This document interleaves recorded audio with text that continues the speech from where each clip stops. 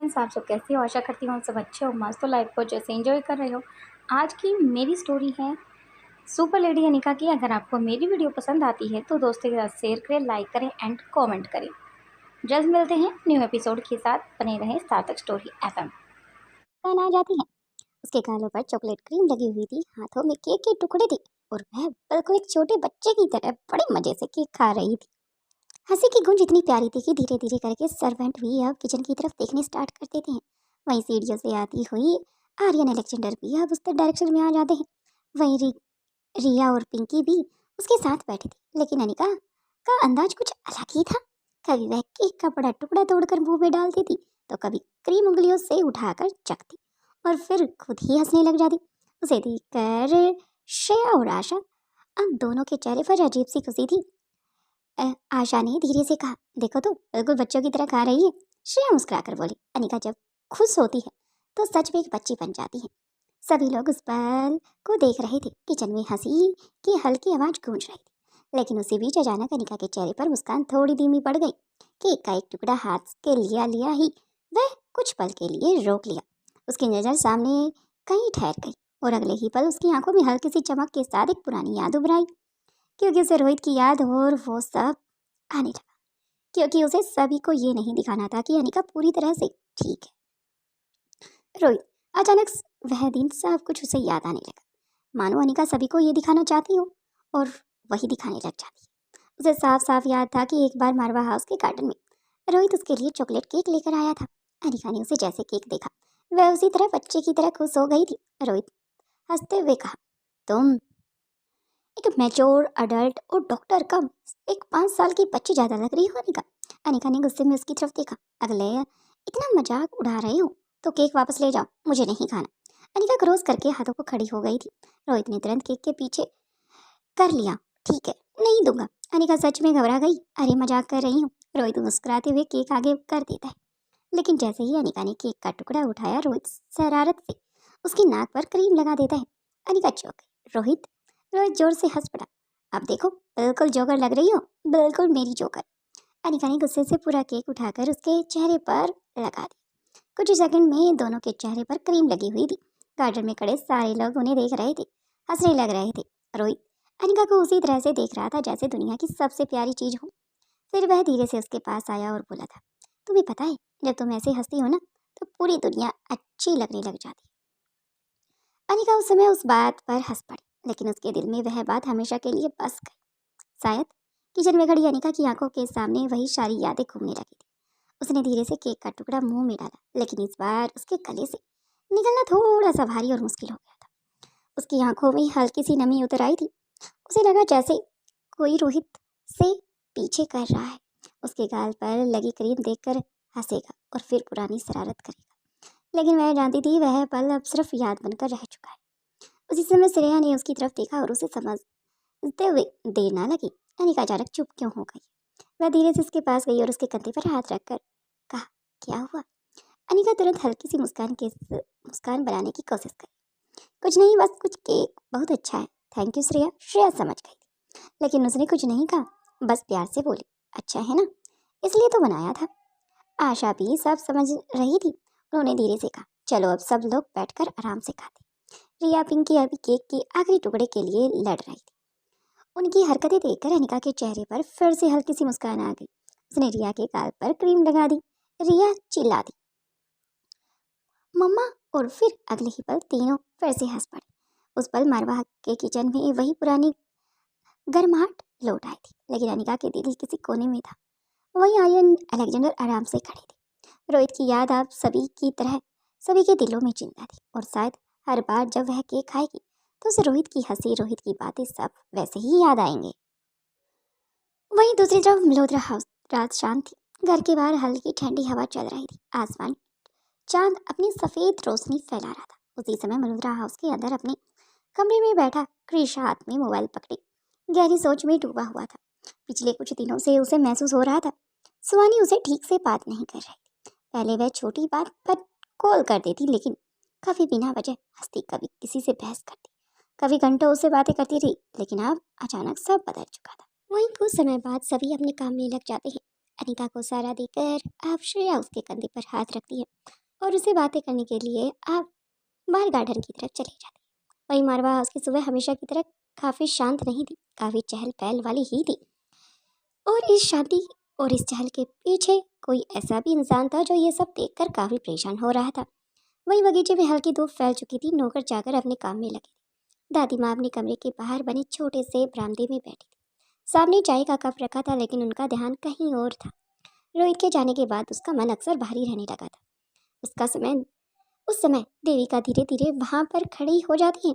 उसके चेहरे पर हमेशा की तरह मीठी मुस्कान थी, लेकिन उसकी आंखों में एक अलग सी चालाकी चमक रही थी। माँ जी, आप यहाँ अकेली बैठी हैं? देविका ने काफी नरमी से पूछा। दादी माँ ने हल्का सा सिर उठाया। हाँ, बस यूं ही बैठी हूँ। देविका ने उनके पास बैठ गई और कुछ पल चुप रही, जैसे सोच रही हो कि बात को कैसे शुरू किया जाए। फिर उसने धीरे से कहा, माँ जी, एक बात कहूँ, आप बुरा तो ना माने। दादी माँ ने उसकी तरफ देखा और कहा, कहो।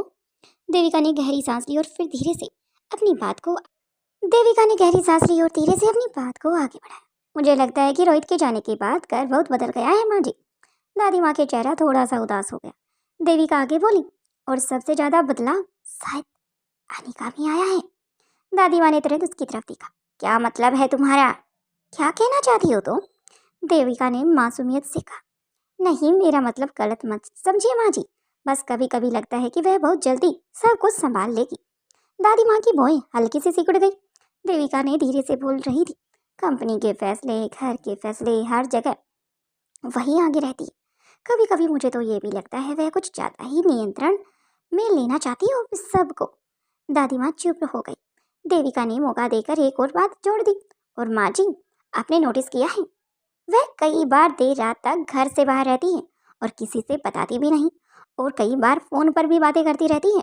रोहित के जाने के बाद भला ऐसे वो किससे बातें करती हैं?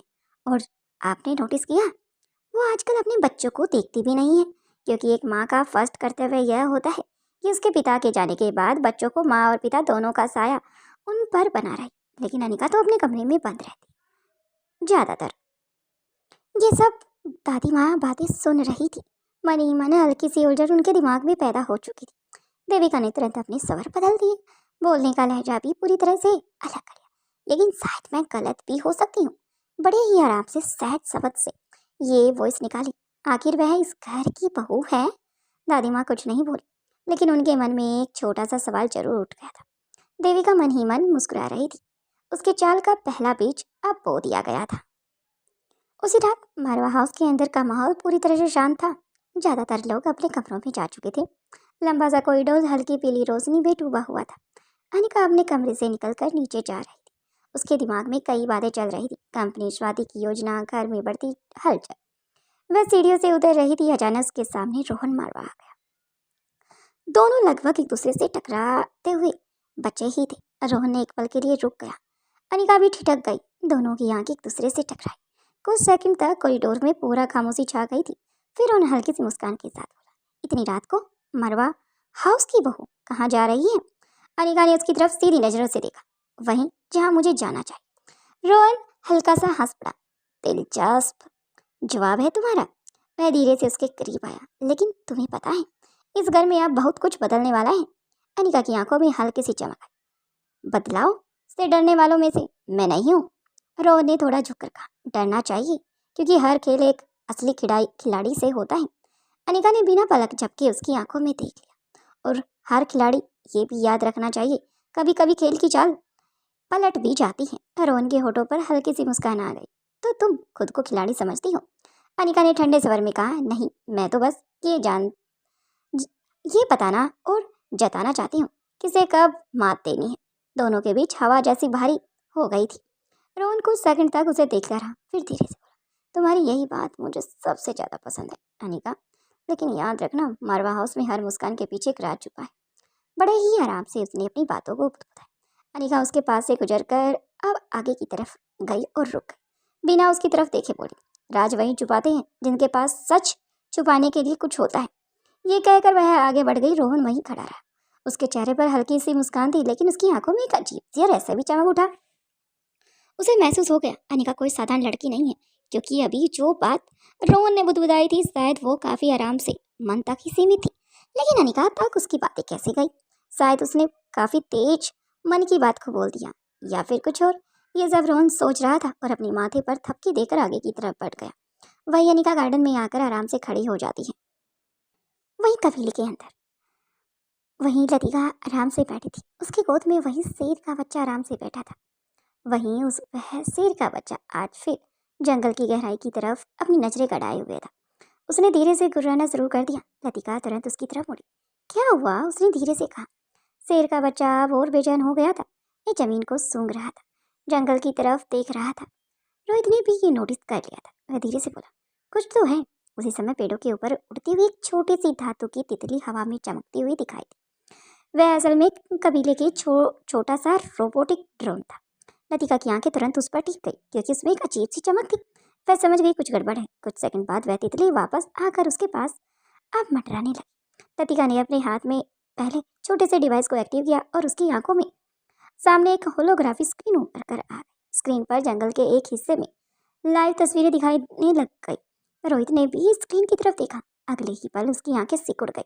स्क्रीन पर साफ दिखाई दे रहा था, जंगल के एक बड़े से हिस्से में कुछ लोग मशीनों से पेड़ काट रहे। रात गहरी थी। बड़े बड़े कटिंग ब्लेड और मशीनों को लगातार काम किया जा रहा था। लतिका की सांसें हल्की सी रुक गई। ये लोग जंगल साफ करने के लिए आए। रोहित का चेहरा गंभीर हो गया। शायद ये सब वही लोग हैं। लतिका ने धीरे से कहा, उसे इस इलाके से कुछ बनाना होगा। स्क्रीन पर दिख रहा मशीनों के पास कई हथियारबंद लोग भी मौजूद थे। वे पेड़ों को तेजी से काट रहे थे।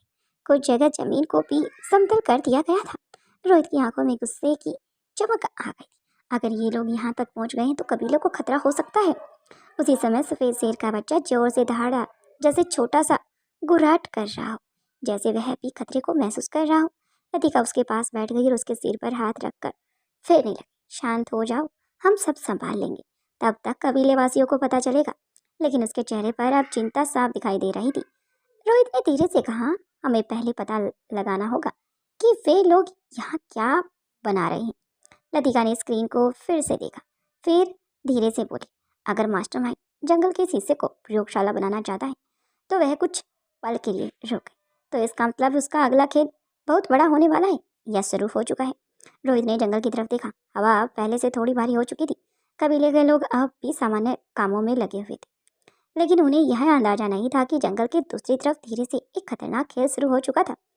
रोहित ने शांत लेकिन दृढ़ आवाज में कहा, हमें तैयार करनी होगी, इससे पहले कि वो लोग यहाँ तक या इन लोगों के लिए परेशानी हो का सामना करना पड़े। दूर कहीं मशीन की आवाज़ फिर से गूंज उठी और उसी साथ जंगल की शांति एक अनदेखा तूफान धीरे धीरे जन्म ले चुका था। वहीं अब दूर बाहर जंगल की हवा पहले जैसी शांत नहीं रही थी, क्योंकि पेड़ों के ऊपर पक्षियों की अचानक उड़ने लगे थे, जैसे उन्हें भी किसी आने वाले खतरे का अंदाजा हो गया। कबीले के बीच में खुले मैदान में अब भी बच्चे लतिका के साथ खेलते हुए उसके प्रयोग देख रहे थे। रोहित का ध्यान अब पूरी तरह से होलोग्राफी स्क्रीन पर ही था। लतिका डिवाइस निकाल रखा था। स्क्रीन पर साफ दिखाई दे रहा था, जंगल के एक बड़े से हिस्से में पेड़ लगातार काटे जा रहे। भारी मशीनों की आवाज़ दूर तक गूंज रही थी। वहीं अब तस्वीर साफ हो गई थी। कुछ लोग बड़े बड़े कंटेनर धातु के ढांचे उतार रहे थे। ऐसा लग रहा था कि वहाँ कोई बड़ी प्रयोगशाला बस बनाने की तैयारी हो रही है। रोहित की आंखें सिकुड़ गई थी। मास्टरमाइंड यहाँ सिर्फ पेट काटने नहीं आया है, वह कुछ बड़ा करने आया है, उसने धीमी आवाज से कहा। वहीं लतिका ने भी अब आकर वापस सिर हिलाया। अगर वह यहाँ लैब बनाना चाहता है तो पूरे जंगल पर उसका कंट्रोल हो सकता है। उसी समय सफेद शेर का बच्चा फिर से बेचैन हो उठा।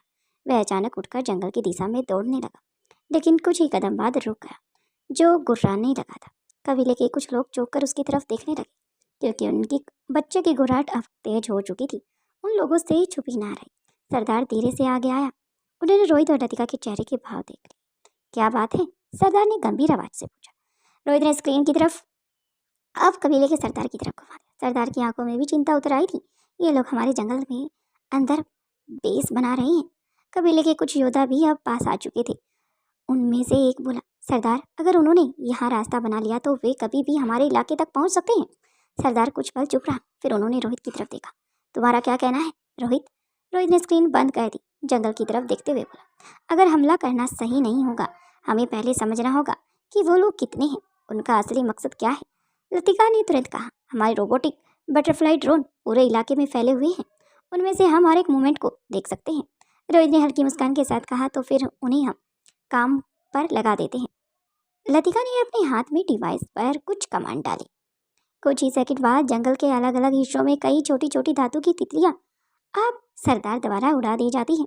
वे पेड़ों के बीच तेजी से निकलकर उस इलाके तक बढ़ने लगी थी। उनकी संख्या काफी ज्यादा थी और उन्हें कमान दी थी कि वो सभी उसी डायरेक्शन में जाए जहाँ मशीनों पर काम चल रहा था।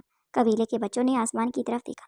तितलियां, उन्हें ये सब खेल जैसा ही लग रहा था, लेकिन रोहित लतिका जानते थे कोई खेल नहीं है। कुछ मिनटों बाद लतिका डिवाइस पर फिर से स्क्रीन चमक उठी। कई एंगल से अब लाइव वीडियो पूरी तरह से दिखाई दे रही थी। कबीले का सरदार और कुछ योद्धा वहीं पर मौजूद थे। जंगल के बीच में एक बड़ा खुला मैदान बन चुका था। काफी मात्रा में पेड़ काट दिए जाते थे। वह भारी ट्रक, मशीनें, हथियार बंद गार्ड मौजूद थे। बीच में एक बड़ा धातु का ढांचा खड़ा किया गया था। रोहित ने गहरी सांस ली। ये सिर्फ बेस नहीं है, ये पूरी रिसर्च फैसिलिटी बनाने वाले, लतिका ने धीरे से कहा। अगर ये बन गई तो मास्टरमाइंड यहाँ ऐसे प्रयोग करेगा जो पूरे इलाके को खतरे में डाल सकते हैं। उसी समय स्क्रीन पर एक नया दृश्य भी दिखाई दिया। एक काले कपड़ों का आदमी वहां खड़ा था, सबको निर्देश दे रहा था। रोहित ने ध्यान से देखा। उसकी आंखें पहचान की चमक आई, मानो उसे पहचानना चाहता। लेकिन रोहित की आंखों में वो धुंधलापन अब दिखाई दे रहा था। ये मास्टरमाइंड का आदमी है, शायद उस समय भी था। रोहित ने बड़े ही आराम से और कम शब्दों के साथ ये बात दोहराई। सरदार ने पूछा, क्या खुद भी यहाँ आ सकता है? रोहित ने गंभीर स्वर में कहा, नहीं, ये मास्टरमाइंड नहीं है, लेकिन उसका करीबी जरूर है, क्योंकि जब मैं इनके पास था तो शायद उस समय भी मैंने इसको देखा था। अगर उसका प्लान इतना बड़ा है तो वह जरूर आएगा। जंगल की हवा अचानक भारी होने लगी थी। वहीं दूर कहीं मशीन की आवाज़ फिर गूंज उठी। उसी समय रोहित ने भी धीमे लेकिन दृढ़ स्वर में कहा, अगर उसे इस जंगल को अपना अड्डा बनाने की कोशिश की तो मैं उसे यहाँ टिकने नहीं दूंगा। सफ़ेद शेर का बच्चा रोहित के पास आकर बैठ गया। उसकी चमकती आंखें उसी दिशा में देख रही थी जहाँ खतरा बढ़ रहा था। जंगल की शांति के बीच अब एक अदृश्य युद्ध की तैयारी हो चुकी थी। वहीं कबीले का सरदार देखकर हैरान था और साथ में रोहित भी देखकर हैरान था, क्योंकि उन्होंने ये डायरेक्शन जो अभी उन्हें महसूस हो रही है पता लग रहा है, लेकिन उस शेर के बच्चे ने काफी किलोमीटर दूर से ही उस चीज को महसूस कर लिया। शायद यही तो उसकी ताकत है जो कबीले के सरदार कह रहे थे। लेकिन वह कुछ नहीं कहता। वह कबीले के सरदार के साथ उस अंडरग्राउंड लैब की तरफ चला जाता है और लतिका को वहीं पर रुकने के लिए बोलता है। लतिका शेर के बच्चे को अपनी गोद में उठाकर अब कबीले के बच्चों के साथ बैठ जाती है, क्योंकि वह बच्चों को यही दिखाना चाहती है कि वह उनकी उम्र की है और उन्हीं के साथ खेलेगी। तभी वह सरदार के कबीले का वह उसके बेटे का लड़का वहां पर आ जाता है और लतिका के पास बैठकर उस शेर के बच्चे को छूने की कोशिश करता है। लेकिन अब की बार वह शेर का बच्चा उसकी तरफ गुर्राने लग जाता है। अब लतिका उसे कहती है, अगर तुम इसे छूओगे तो शायद ये तुम्हें काट सकता है, इसलिए तुम दूर से भी इसे प्यार कर सकते हो। अपनी आंखों के जरिए इसे अपनी जज्बात को समझा सकते हो कि तुम इसके लिए कोई भी खतरा ना हो। अब वह लतिका की बातों को बड़े ही ध्यान से सुन रही थी। माहौल बहुत शांत था, लेकिन हर तरफ अनजाना सा तनाव धीरे धीरे महसूस होने लगा। लतिका बच्चों के बीच में बैठी थी। उसके पास लगभग सभी बच्चे बैठे थे, साथ में वही लड़का, कबीले का पोता। उसकी नज़र बार बार सफ़ेद शेर के बच्चे पर जा रही थी, लेकिन वह उसके पास जाने की हिम्मत नहीं कर पा रहा था। लड़के की आंखों में डर और चाह दोनों एक साथ दिखाई दे रही थी। लतिका ने उसकी तरफ देखा और हल्की मुस्कान के साथ उसके कंधे पर हाथ रखा। डर मत, उसने बहुत प्यार से कहा। तुम दूर से ही इसकी आंखों में देखो और इसे महसूस होने दो कि तुम इसे नुकसान नहीं पहुंचाओगे। लड़का थोड़ा सा हिचकिचाया, लेकिन अगर ये मुझ पर हमला कर देता है तो? लतिका ने धीरे से मुस्कुरा दी। जानवर इंसानों से ज़्यादा सच्चे होते हैं। अगर तुम दिल से इसे अपनाओगे तो ये खुद तुम्हारे पास आ जाएगा। उसकी आवाज़ में इतना विश्वास था कि लड़के के चेहरे पर भी धीरे धीरे हिम्मत आ गई। वह थोड़ा पीछे खड़ा होकर सफ़ेद शेर के बच्चे की तरफ देखने लगा। उसने अपनी नज़रें नरम कर ली, जैसे वह बिना शब्दों के उसे बात कर रहा हो। सफ़ेद शेर का बच्चा पहले तो उसे घूरता रहा, फिर धीरे से शांत हो गया। कुछ सेकंड के बाद उसने अपना सिर थोड़ा सा झुकाया और जमीन को सूंघने लगा। लड़के के चेहरे पर हल्की मुस्कान आ गई। देखा, ये समझ रहा है तुम्हें, लतिका ने धीरे से कहा। लड़का खुश हो चुका था। उसकी आंखों में अब डर की जगह चमक आ चुकी थी। वहीं दूसरी तरफ कबीले के दूसरे हिस्से में बनी गुप्त भूमिगत लैब का माहौल बिल्कुल अलग हो चुका था। सरदार और उसके दो भरोसेमंद आदमी धीरे धीरे लैब के अंदर दाखिल हो चुके थे। ये लैब बाहर से पूरी तरह से छुपी हुई थी, लेकिन अंदर बहुत आधुनिक तकनीकें मौजूद थी। चारों तरफ स्क्रीन, डिवाइस और मशीनें लगी हुई। लतिका द्वारा बनाए गए नैनो बटरफ्लाई ड्रोन जो लतिका के पास मौजूद थी, जो कुछ उसने रिकॉर्ड किया था वो सब अब कबीले के सरदार के हाथों में था। उस डाटा को पूरी तरह से सेव कर लिया जाता है। साथ में बड़ी सी स्क्रीन पर अब देखा जा रहा था। सरदार सीधे एक बड़ी सी स्क्रीन के सामने जाकर खड़ा हो गया। उनके आदमी ने तुरंत सिस्टम को एक्टिव किया। स्क्रीन पर जंगल का वही इलाका दिखाई देने लगा। मास्टर के लोग काम कर रहे थे। दृश्य बिल्कुल पूरी तरह से साफ था। कुछ लोग पेड़ों से तेजी से काट रहे थे और कुछ जमीन को खोदकर अंदर सुरंग बनाने का काम कर रहे थे। वो कहीं भारी मशीनें खड़ी थी तो कुछ हथियारबंद लोग चारों तरफ निगरानी के साथ वहां पर मौजूद थे। सरदार का चेहरा धीरे धीरे गंभीर हो गया। उनकी आंखों में चिंता साफ दिखाई दे रही थी। इतने सालों से उन्होंने अपने इस कबीले को शांत और सबसे छुपा कर रखा था। दुनिया से उन्हें कोई भी नाता नहीं है, लेकिन वह ऐसे अपने घर को कोई कैसे बिखरने दे सकता है।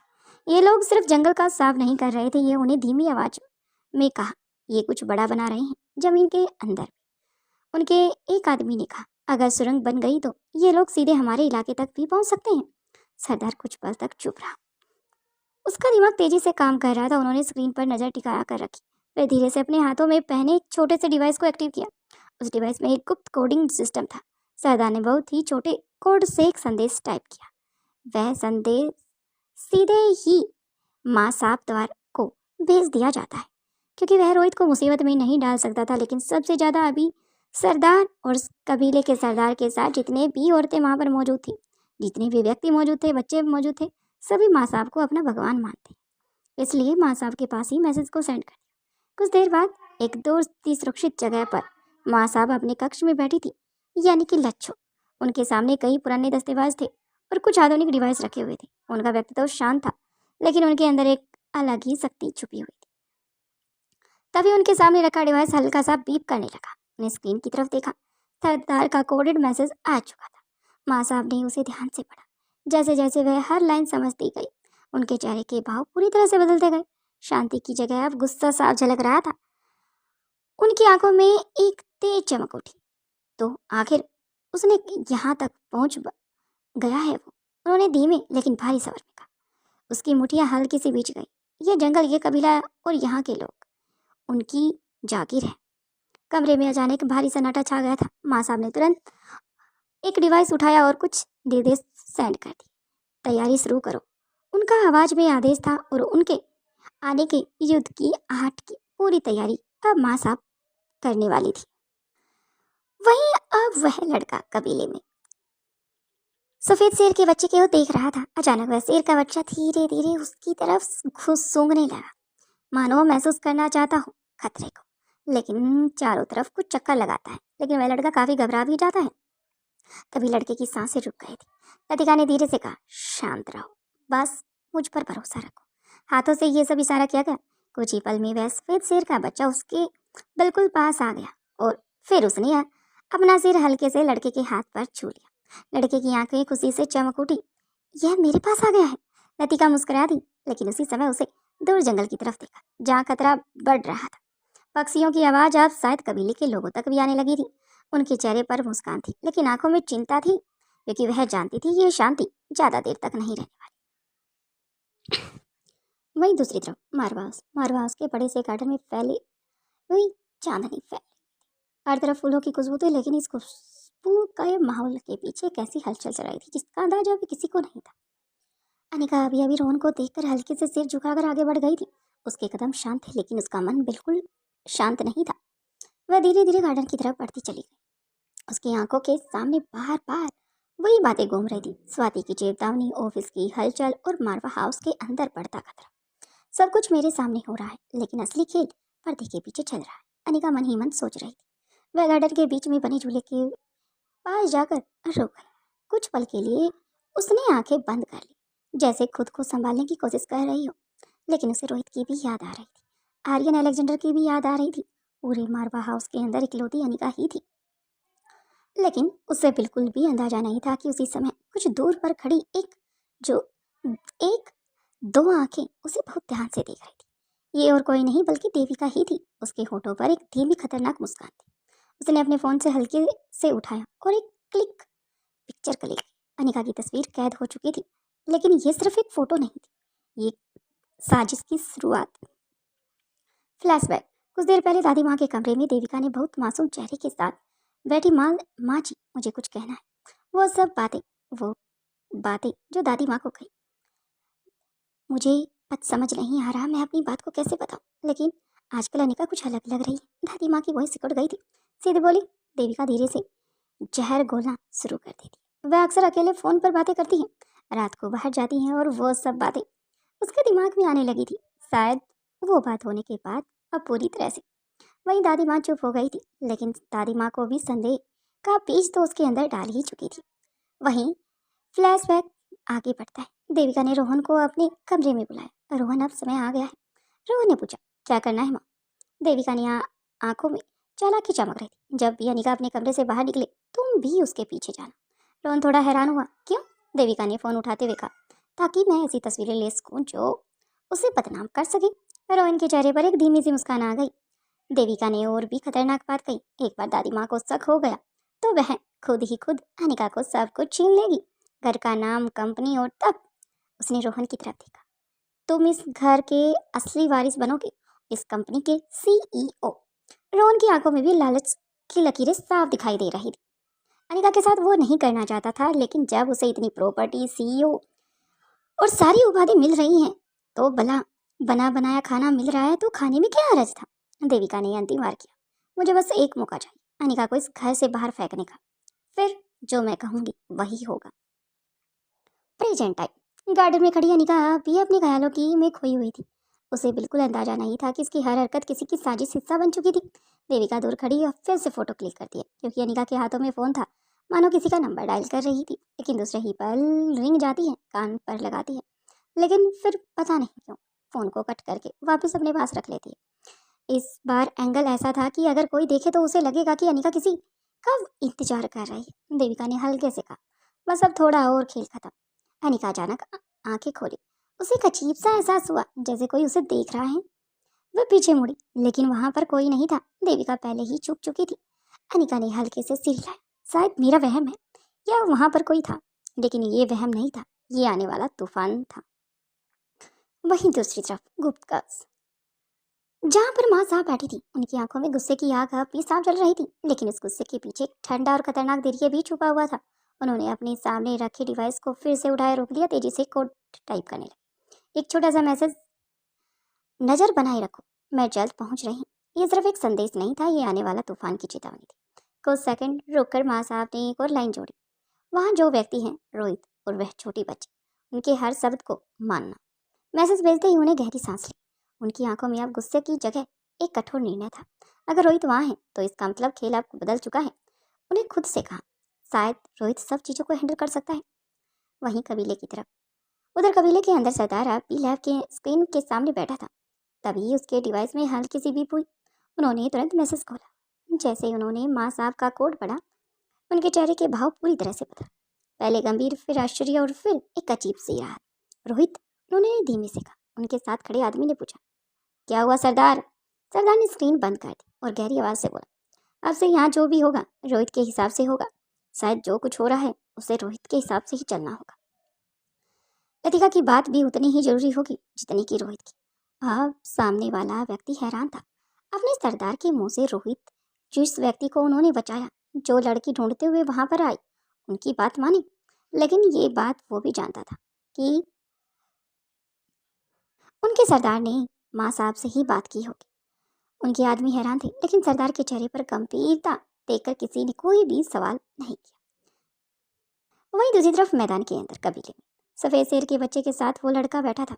अब दोनों के बीच डर नहीं, एक अजीब सा भरोसा बन चुका था।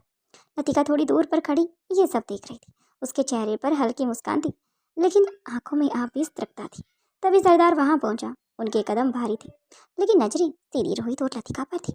रोहित ने उनकी तरफ देखा, दोनों की आंखें मिली और बिना कुछ कहे ही जैसे बहुत कुछ समझ लिया हो, सरदार ने धीरे से कहा, आपसे हम तुम्हारे हिसाब से चलेंगे। रोहित थोड़ा चौंका। अचानक सरदार ने बस इतना कहा, आदेश ऊपर से है। लतिका तुरंत समझ गई। उसने धीमे से कहा, क्या तुम्हारी वही माँ साहब? सरदार ने सिर हिलाया। हाँ।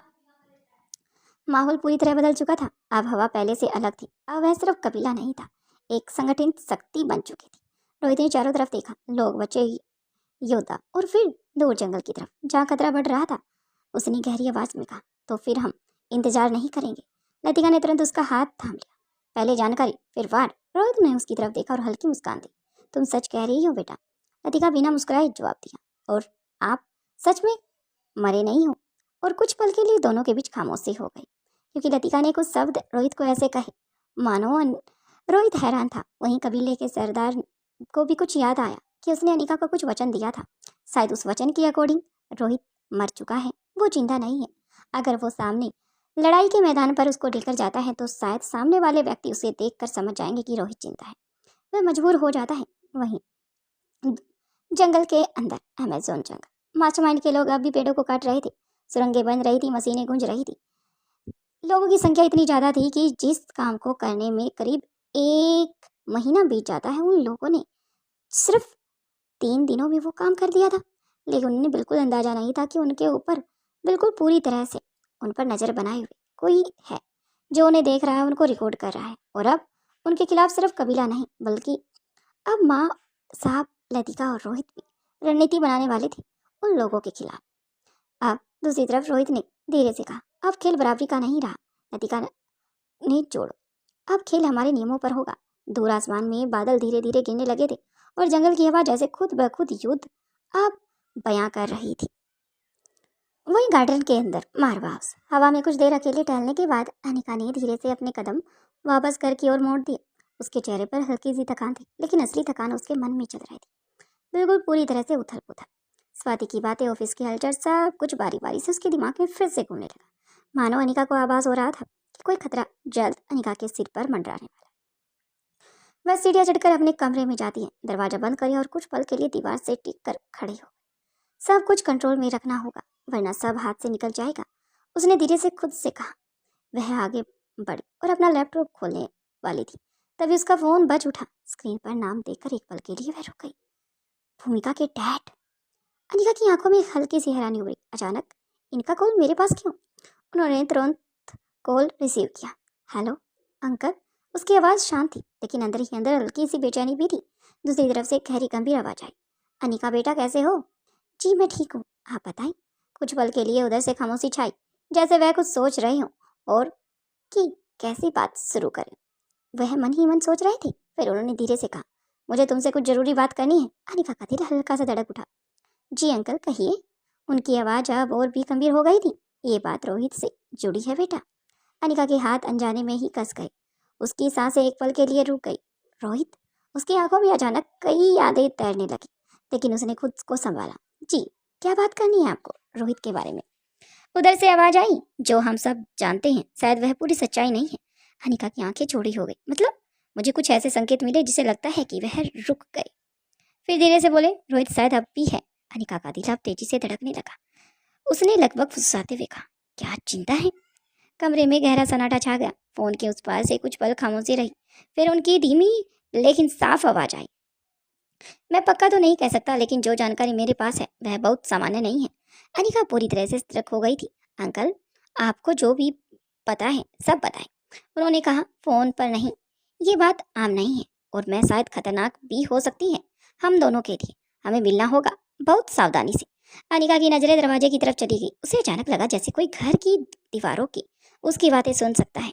ठीक है अंकल, आप जगह और समय बता दीजिए, मैं तुम्हारी मैसेज कर दूंगा। और कहा। उनकी आवाज़ थोड़ी सी सख्त हो गई। इस बात का जिक्र किसी से मत करना अनिका, किसी से भी नहीं। अनिका ने धीमे से कहा, जी अंकल। फोन कट जाता है। वहीं कमरे में अब सिर्फ खामोशी थी, लेकिन अनिका के अंदर एक तूफान उठ चुका था। आखिर इस इंसान को रोहित के बारे में क्या पता है? वह क्या जानता है? आखिर वह इतनी ऊंचाई और इतनी गहराई के साथ वहां तक कैसे पहुंचा? लाखों सवाल अनिका के दिमाग में घूल रहे थे। रोहित चिंता है। उसकी आंखों में उम्मीद और डर और शक तीनों का मिला जुला भाव था, क्योंकि अनिका नहीं चाहती थी, यानी कि स्वाति नहीं चाहती थी कि रोहित जिंदा हो, लेकिन रोहित जिंदा है।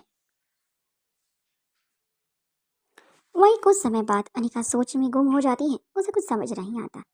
अचानक अनिका की आंखें भारी होने लग गई थी। अपनी आंखें बंद करके अब अनिका आराम से सो जाती है। वही नेक्स्ट डे घड़ी में ठीक सुबह के 6 बजे थे। मारवा हाउस अब भी नींद से जागना शुरू हुआ था। हल्की ठंडी हवा खिड़कियों से अंदर आ रही थी, लेकिन उसी शांति को तोड़ रही थी। ठक ठक ठक दरवाजे पर लगातार कई बार दस्तक होने लगी थी। अंदर बिस्तर पर सोई अनिका की नींद अचानक से खुल गई। उसने हल्के से आंखें खोली तो कुछ पल तक समझ ही नहीं आया कि क्या हो रहा है। फिर दरवाजे की आवाज गूंजी, अनिका दरवाजा खोलो। ये आवाज थी दादी माँ की। अनिका तुरंत उठी और बाल हल्के से बिखरे हुए थे। वह दरवाजे तक गई और धीरे से खोल दिया। जैसे ही दरवाजा खुला, सामने दादी माँ और केयर टेकर लीला खड़ी थी। दादी माँ के चेहरे पर साफ गुस्सा था। यह उठने का समय है तुम्हारा, उन्होंने सख्त आवाज में कहा। अनिका ने शांत नजरों से उनकी तरफ देखा। दादी माँ अभी उठ रही हूँ। लेकिन दादी माँ ने उसकी बात काट दी। अब से तुम्हें सिर्फ उठना नहीं है, जिम्मेदारियां भी उठानी है। अनिका चुपचाप सुनती रही। दादी माँ आगे बोली, घर बच्चे ऑफिस अब सब कुछ तुम्हारे संभालना होगा। काफी दिन हो गए हैं अनिका, और उसके लिए तुम्हें खुद को मजबूत बनाना होगा, समझी।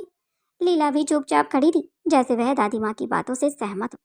आज से रोज सुबह उठकर तुम्हें वर्कआउट करोगी और कमजोरी इस घर में नहीं चलेगी। कुछ पल के लिए सन्नाटा छा गया। फिर अनिका ने बहुत शांत और सहमति की आवाज में कहा, ठीक है दादी माँ, मैं आती हूँ, आप चलिए। उसकी आवाज में न कोई विरोध था न कोई बहस थी, बिल्कुल शांत। दादी माँ ने उसे एक गहरी नजर से देखा, फिर मुड़ी और लीला के साथ वहां से चली गई। वही दादी माँ लीला के साथ वहां से जा चुकी थी। दरवाजा बंद होते ही कमरे में एक अजीब सी खामोशी छा गई। अनिका कुछ सेकंड तक वहीं खड़ी रही। फिर धीरे से उसके होठों पर एक मिस्टीरियस मुस्कान आ गई। तो खेल शुरू कर चुकी है डियर आंटी। उसने आईने से खुद को देखा। ठीक है, मैं भी देखती हूँ कौन कितना संभलता है और कौन कितना बहकता है। वह सीधे वॉशरूम की तरफ चली गई। वहीं दूसरी तरफ शहर का दूसरा कोना। सुबह की हल्की धूप अब सड़कों पर भी फैल चुकी थी। अर्जुन सिंह पुलिस यूनिफॉर्म से तैयार होकर अपने घर से बाहर निकले ऑफिस के लिए। उनका चेहरा सख्त था, आंखों में जिम्मेदारी साफ झलक रही थी। वह अपनी गाड़ी की तरफ बढ़े, क्योंकि भूमिका भी अब कई दिनों से ऑफिस नहीं आ रही थी। वहीं इंस्पेक्टर अरबाज की पैर में भी अब भी फ्रैक्चर था, लेकिन फिर भी वह हिम्मत नहीं हारे थे। उसमें बैठकर पुलिस स्टेशन की ओर बढ़ निकले। छठेंद्री को भी रास्ते से लेना था, इसलिए उन्हें बिल्कुल अंदाजा नहीं था कि कुछ दूरी पर एक ब्लैक एसयूवी उनकी हर मूवमेंट पर नजर रख रही। गाड़ी धीरे धीरे उनके पीछे चल रही थी, बिना कोई शक पैदा किए। अर्जुन सिंह पिछले कुछ दिनों से पहले ही सतर्क थे, क्योंकि उनके फोन पर लगातार धमकी भरे मैसेज भी आ रहे थे, जो कि उसने किसी को नहीं बताया। फोन की स्क्रीन फिर से जल उठी। नया मैसेज, अब भी वक्त है, हमारे साथ मिल जाओ, हम तुम्हें बहुत कुछ दे सकते हैं। अर्जुन सिंह ने गाड़ी चलाते हुए मैसेज पढ़ा। उनकी आंखों में गुस्सा चमक उठा। उन्होंने तुरंत जवाब टाइप किया, मैं अपने देश से गद्दारी नहीं करूंगा। उन्होंने एक पल के लिए रुके, फिर लिखा, तुम लोग जितनी कोशिश कर लो, मैं नहीं झुकूंगा, नहीं टूटूंगा। मैसेज भेजते उन्होंने फोन को साइड में रख दिया। लेकिन उसी समय पीछे चल रही ब्लैक एसयूवी ने अंदर बैठे लोग मुस्कुरा रहे थे। हीरो बन रहा है, एक ने कहा। दूसरा बोला, ठीक है, अब इसे झुकाना ही होगा, इसे तोड़ना पड़ेगा और इसकी हीरोपंती भी निकालनी पड़ेगी। एसयूवी की स्पीड थोड़ी बढ़ गई। एक तरफ अनिका, जो अब घर और ऑफिस दोनों को खेल समझकर अपनी चाल चलने वाली थी, वहीं दूसरी तरफ अर्जुन सिंह भी अब किसी का मोहरा बनने वाले थे। काफी परेशान नजर आ रहे थे। गाड़ी में बैठे अर्जुन सिंह ने स्टीयरिंग को थोड़ा कसकर पकड़ लिया और स्पीड करी। मैं झुकूंगा नहीं, उसने धीमे से लेकिन दर्द स्वर में खुद से बताया। उसे पता था जो खेल शुरू हो चुका है वह आसान नहीं होगा, लेकिन उसे बिल्कुल अंदाजा नहीं था कि आज का दिन उसकी जिंदगी की दिशा ही बदलने वाला था। वहीं आगे की तरफ बढ़ता है। अर्जुन सिंह की गाड़ी अब सुनसान सड़क पर आ चुकी थी। चारों तरफ पेड़, हल्की धुंध और बहुत कम गाड़ियां ही मौजूद थी। पीछे से वह ब्लैक कलर की एसयूवी। वहीं एसयूवी के अंदर बैठे लोग अब पूरी तरह से तैयार थे। यही सही जगह है, एक ने कहा। एक आदमी ने कहा तो दूसरा बोला, यहाँ कोई नहीं देखेगा। अगले ही पल एसयूवी अचानक स्पीड बढ़ाकर अर्जुन सिंह की गाड़ी के सामने, बिल्कुल सामने आकर रुक गई। अर्जुन सिंह कुछ समझ पाते उससे पहले ही एक और गाड़ी सामने से आकर साइड में आकर रुक गई। गाड़ी ब्लॉक कर देता है। वहीं पीछे से एसयूवी इस गाड़ी के बिल्कुल पीछे आकर रुक जाती। अर्जुन सिंह को समझ नहीं आ रहा था आखिर ये अचानक से गाड़ी कहाँ से आई और कौन सी डायरेक्शन में जाए। अर्जुन सिंह तुरंत सतर्क हो गया, तो आखिर आ ही गए ये लोग। उसने तेजी से गाड़ी का दरवाजा खोला और बाहर निकला, लेकिन सामने 4 से 5 लोग पहले से ही हथियार लेकर खड़े थे। एक ने मुस्कुराते हुए कहा, बहुत बहादुर बन रहे हो ना। अर्जुन सिंह ने बिना डरे जवाब दिया, देश के लिए खड़ा हूँ, डरना नहीं आता। दूसरे ने ताली बजाई, वाह, लेकिन आज हीरो नहीं, कैदी बनोगे। अर्जुन ने एक पल बर्बाद नहीं किया। उसने तुरंत एक को मुक्का जड़ दिया, दूसरे को धक्का देकर गिरा दिया। कुछ सेकंड के लिए वह अकेला ही सब पर भारी पड़ रहा था, लेकिन पीछे से एक आदमी ने आकर उसके सिर पर जोर से वार कर दिया। अर्जुन सिंह लड़खड़ा गया, उसकी नजर धुंधली होने लगी। आखिरी बार उसने देखा काले कपड़ों में लोग और एक ठंडी हंसी, फिर सब अंधेरा हो गया। अर्जुन सिंह का अपहरण हो चुका था, उसकी किडनैपिंग हो चुकी थी, उसे नहीं पता। वहीं दूसरी तरफ भूमिका का घर। उसी समय मारवा हाउस के अंदर अपने कमरे में अकेली बैठी थी भूमिका। कमरे में हल्की रोशनी थी, लेकिन उसके अंदर अंधेरा भरा हुआ था। उसके सामने रोहित की तस्वीरें रखी थी, उसकी आंखें नम थी। भैया आप होते तो सब ठीक होता, बच्चे और भाभी भी। वह धीरे से बिस्तर से लेट गए। उसे कुछ समझ नहीं आता था कि आगे दिन कब हो रहा है, रात कब हो रही, क्योंकि परिवार वाले का किसी का भी सामना भूमिका नहीं कर सकती थी। ना दुनिया के बारे में पता था, ना हालात के बारे में पता था। सिर्फ दर्द और यादों के सहारे ही भूमिका ने अपना आगे का जीवन जीने के बारे में सोच लिया था। वहीं उसी समय अर्जुन सिंह की कॉल। बार बार भूमिका का फोन वाइब्रेट हो रहा था, लेकिन भूमिका की आंखें बंद हो चुकी थी। वह रोते रोते सो चुकी थी, लेकिन अर्जुन सिंह बार बार कॉल कर रही थी। फोन लगातार बजता रहा। फिर एक मैसेज आया, भूमिका ये बहुत जरूरी है, जवाब दो, मुझे कुछ लोग से खतरा है, अगर कुछ हो तो। मैसेज अधूरा छोड़ दिया। वही कमरे में अब सिर्फ खामोशी थी। फोन स्क्रीन धीरे धीरे बंद हो गई थी। भूमिका अब भी अनजान थी कि जिसे उसे आखिरी बार कॉल किया था वह अब किसी अंधेरी जगह पर कैद है। एक अंधेरा कमरा, लोहे की कुर्सी और उस पर बंधा हुआ था अर्जुन सिंह। उसके चेहरे पर चोट के निशान थे। धीरे धीरे उसकी आंखें खुली। सामने अंधेरे में एक परछाई खड़ी थी। आवाज आई, स्वागत है। अर्जुन ने मुस्कुराते हुए सिर उठाया। कायरों के सामने अंधेरा घना भारी था। कमरे में सिर्फ एक तेली सी टिमटिमाती लाइट चल रही थी, जो हर कुछ सेकंड से झपक रही थी, जैसे खुद डर रही हो इस जगह से। लोहे की कुर्सी पर बंधे अर्जुन सिंह धीरे धीरे होश में आ रहा था। उनका सिर भारी था, शरीर पर चोट के निशान थे। उन्हें नहीं पता उनके साथ क्या हुआ। अभी उसे कोई होश भी नहीं था। धीरे धीरे करके कई घंटों के बाद उसकी आंखें खुलने लगी, लेकिन आंखों में अब भी वही चीज थी, झुकना नहीं।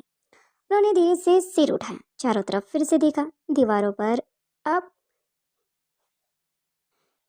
अजीब से चिन्ह दिखाई दे रहे थे, लोहे का दरवाजा और सामने कुछ परछाइयां। तभी टक टक टक टक कदमों की आवाज गूंजने लगी। एक पल के लिए तो वह सन्न हो गया, क्योंकि यहाँ का दृश्य काफी भयानक था। कुछ समय पहले जो उसने बुदबुदाया था कि तुम मेरे सामने आओ, हिम्मत है तो, वो सब भी उसी हालत में बुदबुदाया था जिस समय उसे किडनैप किया जा रहा था। हर कदम के साथ कमरे का सन्नाटा और गहरा होता जा रहा था। अर्जुन की नजर दरवाजे की तरफ टिक गई। दरवाजा धीरे धीरे खुला और अंदर आया एक व्यक्ति। उसका चेहरा भी आधा अंधेरे में था, लेकिन उसकी मौजूदगी ही काफी थी ये समझाने के लिए कि ये खेल का असली खिलाड़ी आ चुका है। मास्टरमाइंड धीरे से चलते हुए अर्जुन के सामने आकर खड़ा हो गया। कुछ सेकंड दोनों के बीच सिर्फ खामोशी रही। फिर वह हल्का मुस्कुराया, तुम ही हो अर्जुन से।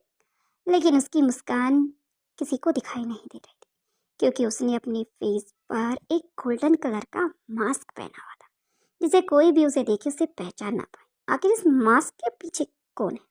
लेकिन गोल्डन कलर का मास्क काफी कीमती था। अर्जुन सिंह अंदाजा लगा रहे थे कि आखिर इसकी कितनी कीमत होगी। अर्जुन सिंह ने बिना डरे उसकी आंखों की तरफ देखा। और तुम वही हो जो चुप कर वार कर रहे हो? मास्टरमाइंड हल्का सा हंसा। सीधे बात करते हो, अच्छी बात है, तुम्हारा ये स्टाइल मुझे अच्छा लगा। वह थोड़ा झुका, अर्जुन के करीब आया। तुम्हें मौका दिया था हमारे साथ आने का, तुमने ठुकरा दिया। अर्जुन ने ठंडी आवाज से कहा, देश से गद्दारी करने का मौका था, ठुकराना था ही। मैं इंसानों के साथ उनकी रक्षा करता हूँ, उनकी जान नहीं लेता। कमरे में मौजूद आदमी थोड़े से गुस्से में आ गए, मानो अर्जुन सिंह की अब भी गर्दन को मरोड़ देंगे। उस व्यक्ति के पीछे कम से कम 10 से 11 बॉडीगार्ड थे। उनकी हाइट करीब 6 फुट से लेकर 7 फुट के बीच में थी। सभी काफी हट्टे कट्टे थे। दिखने में ऐसा लग रहा था अगर किसी को जोर से धक्का भी दे दिया तो शायद उस व्यक्ति की हड्डियां भी टूट सकती है। वे इंसान थे या शैतान, ये किसी को नहीं पता था, लेकिन अर्जुन सिंह ने उन व्यक्तियों की आंखों में एक अजीब सा देखा, एक ठहराव। वहीं लेकिन मास्टरमाइंड ने हाथ उठाकर सबको शांत किया। जज्बा अच्छा है, लेकिन जज्बे से ज्यादा जरूरी होता है समझदारी। अर्जुन हंसा, समझदारी या डर? मास्टरमाइंड की आंखों में हल्की चमक आई। तुम्हें लगता है मैं डर से काम करता हूँ? अर्जुन ने बिना पल झपकाए कहा। जो सामने नहीं आता वो डरता ही तो है। ओ, मास्टरमाइंड ने इशारा किया। एक आदमी आ गया, अर्जुन सिंह के चेहरे पर जोरदार मुक्का मार दिया। खून होठों से बहने लगा, लेकिन अर्जुन सिंह ने सिर उठाकर फिर मुस्कुराया। बस इतना ही? तुम अगर मेरी जान भी ले लोगे ना, तब भी मैं घुटने नहीं टेकूंगा। मेरी बॉडी से अगर मेरी स्किन भी छीन लेते हो, तब भी मैं घुटने नहीं टेकूंगा। जितना चाहे मुझे टॉर्चर कर सकते हो, मेरा एक एक अंग काट सकते हो, लेकिन मैं रुकूंगा नहीं। मेरे वही लफ्ज़ हो जो अब है। कमरे का माहौल खतरनाक हो गया। मास्टरमाइंड अब सीधा खड़ा हो गया। तुम्हें तोड़ना पड़ेगा, उसने धीरे से कहा, क्योंकि तुम हमारे काम के हो, इसलिए तुम्हें हम मार तो सकते नहीं। अगर मारना होता तो इतनी दूर कैसे लेकर आते? अर्जुन की भौहें सिकुड़ गई। क्या मतलब है तुम्हारा? मास्टरमाइंड ने धीरे से कमरे में टहलना शुरू किया। तुम पुलिस में हो, सिस्टम को जानते हो, तुम्हारी एक पहचान है, भरोसा। वह रुका, और वही भरोसा हमें चाहिए। अर्जुन समझ गया, तुम चाहते हो कि तुम्हारा आदमी बन जाऊं?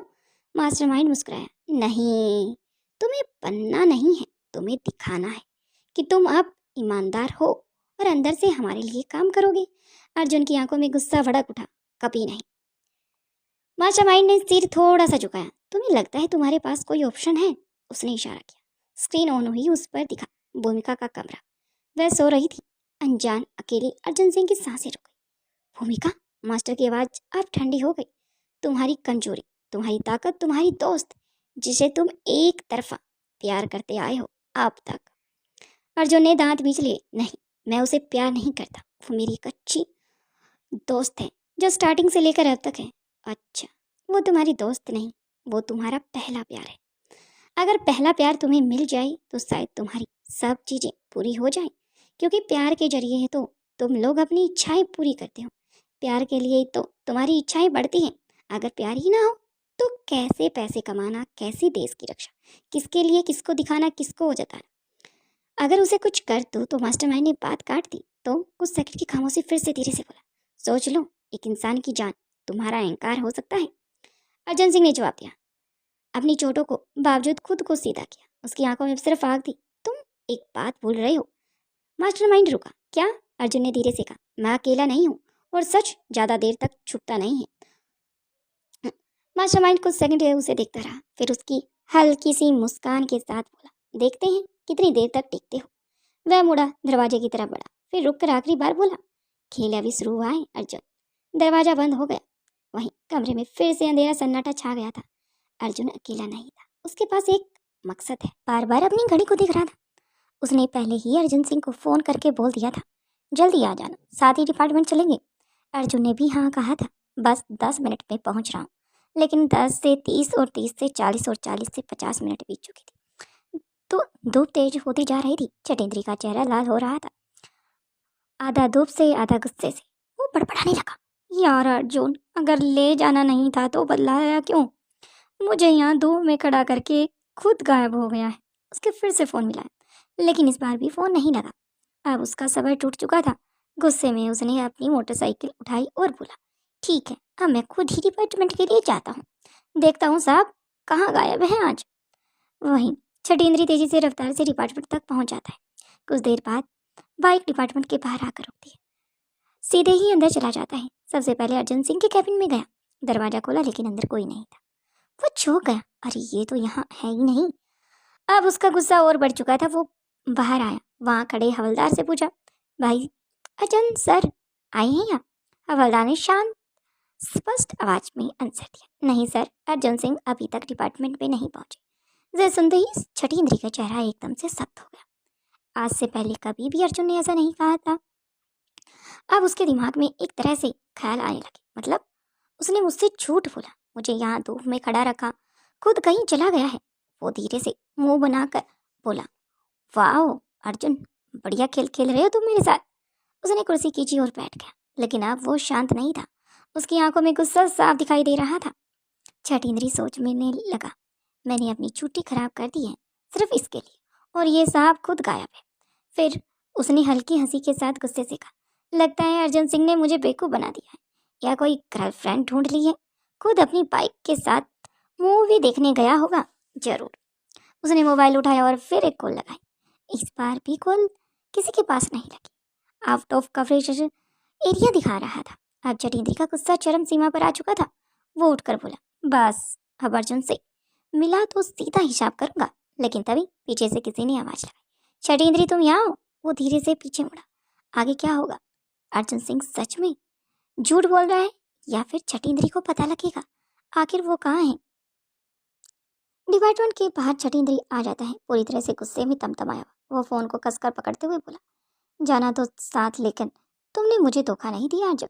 उसकी आवाज में दर्द और गुस्सा दिखाई दे रहा था।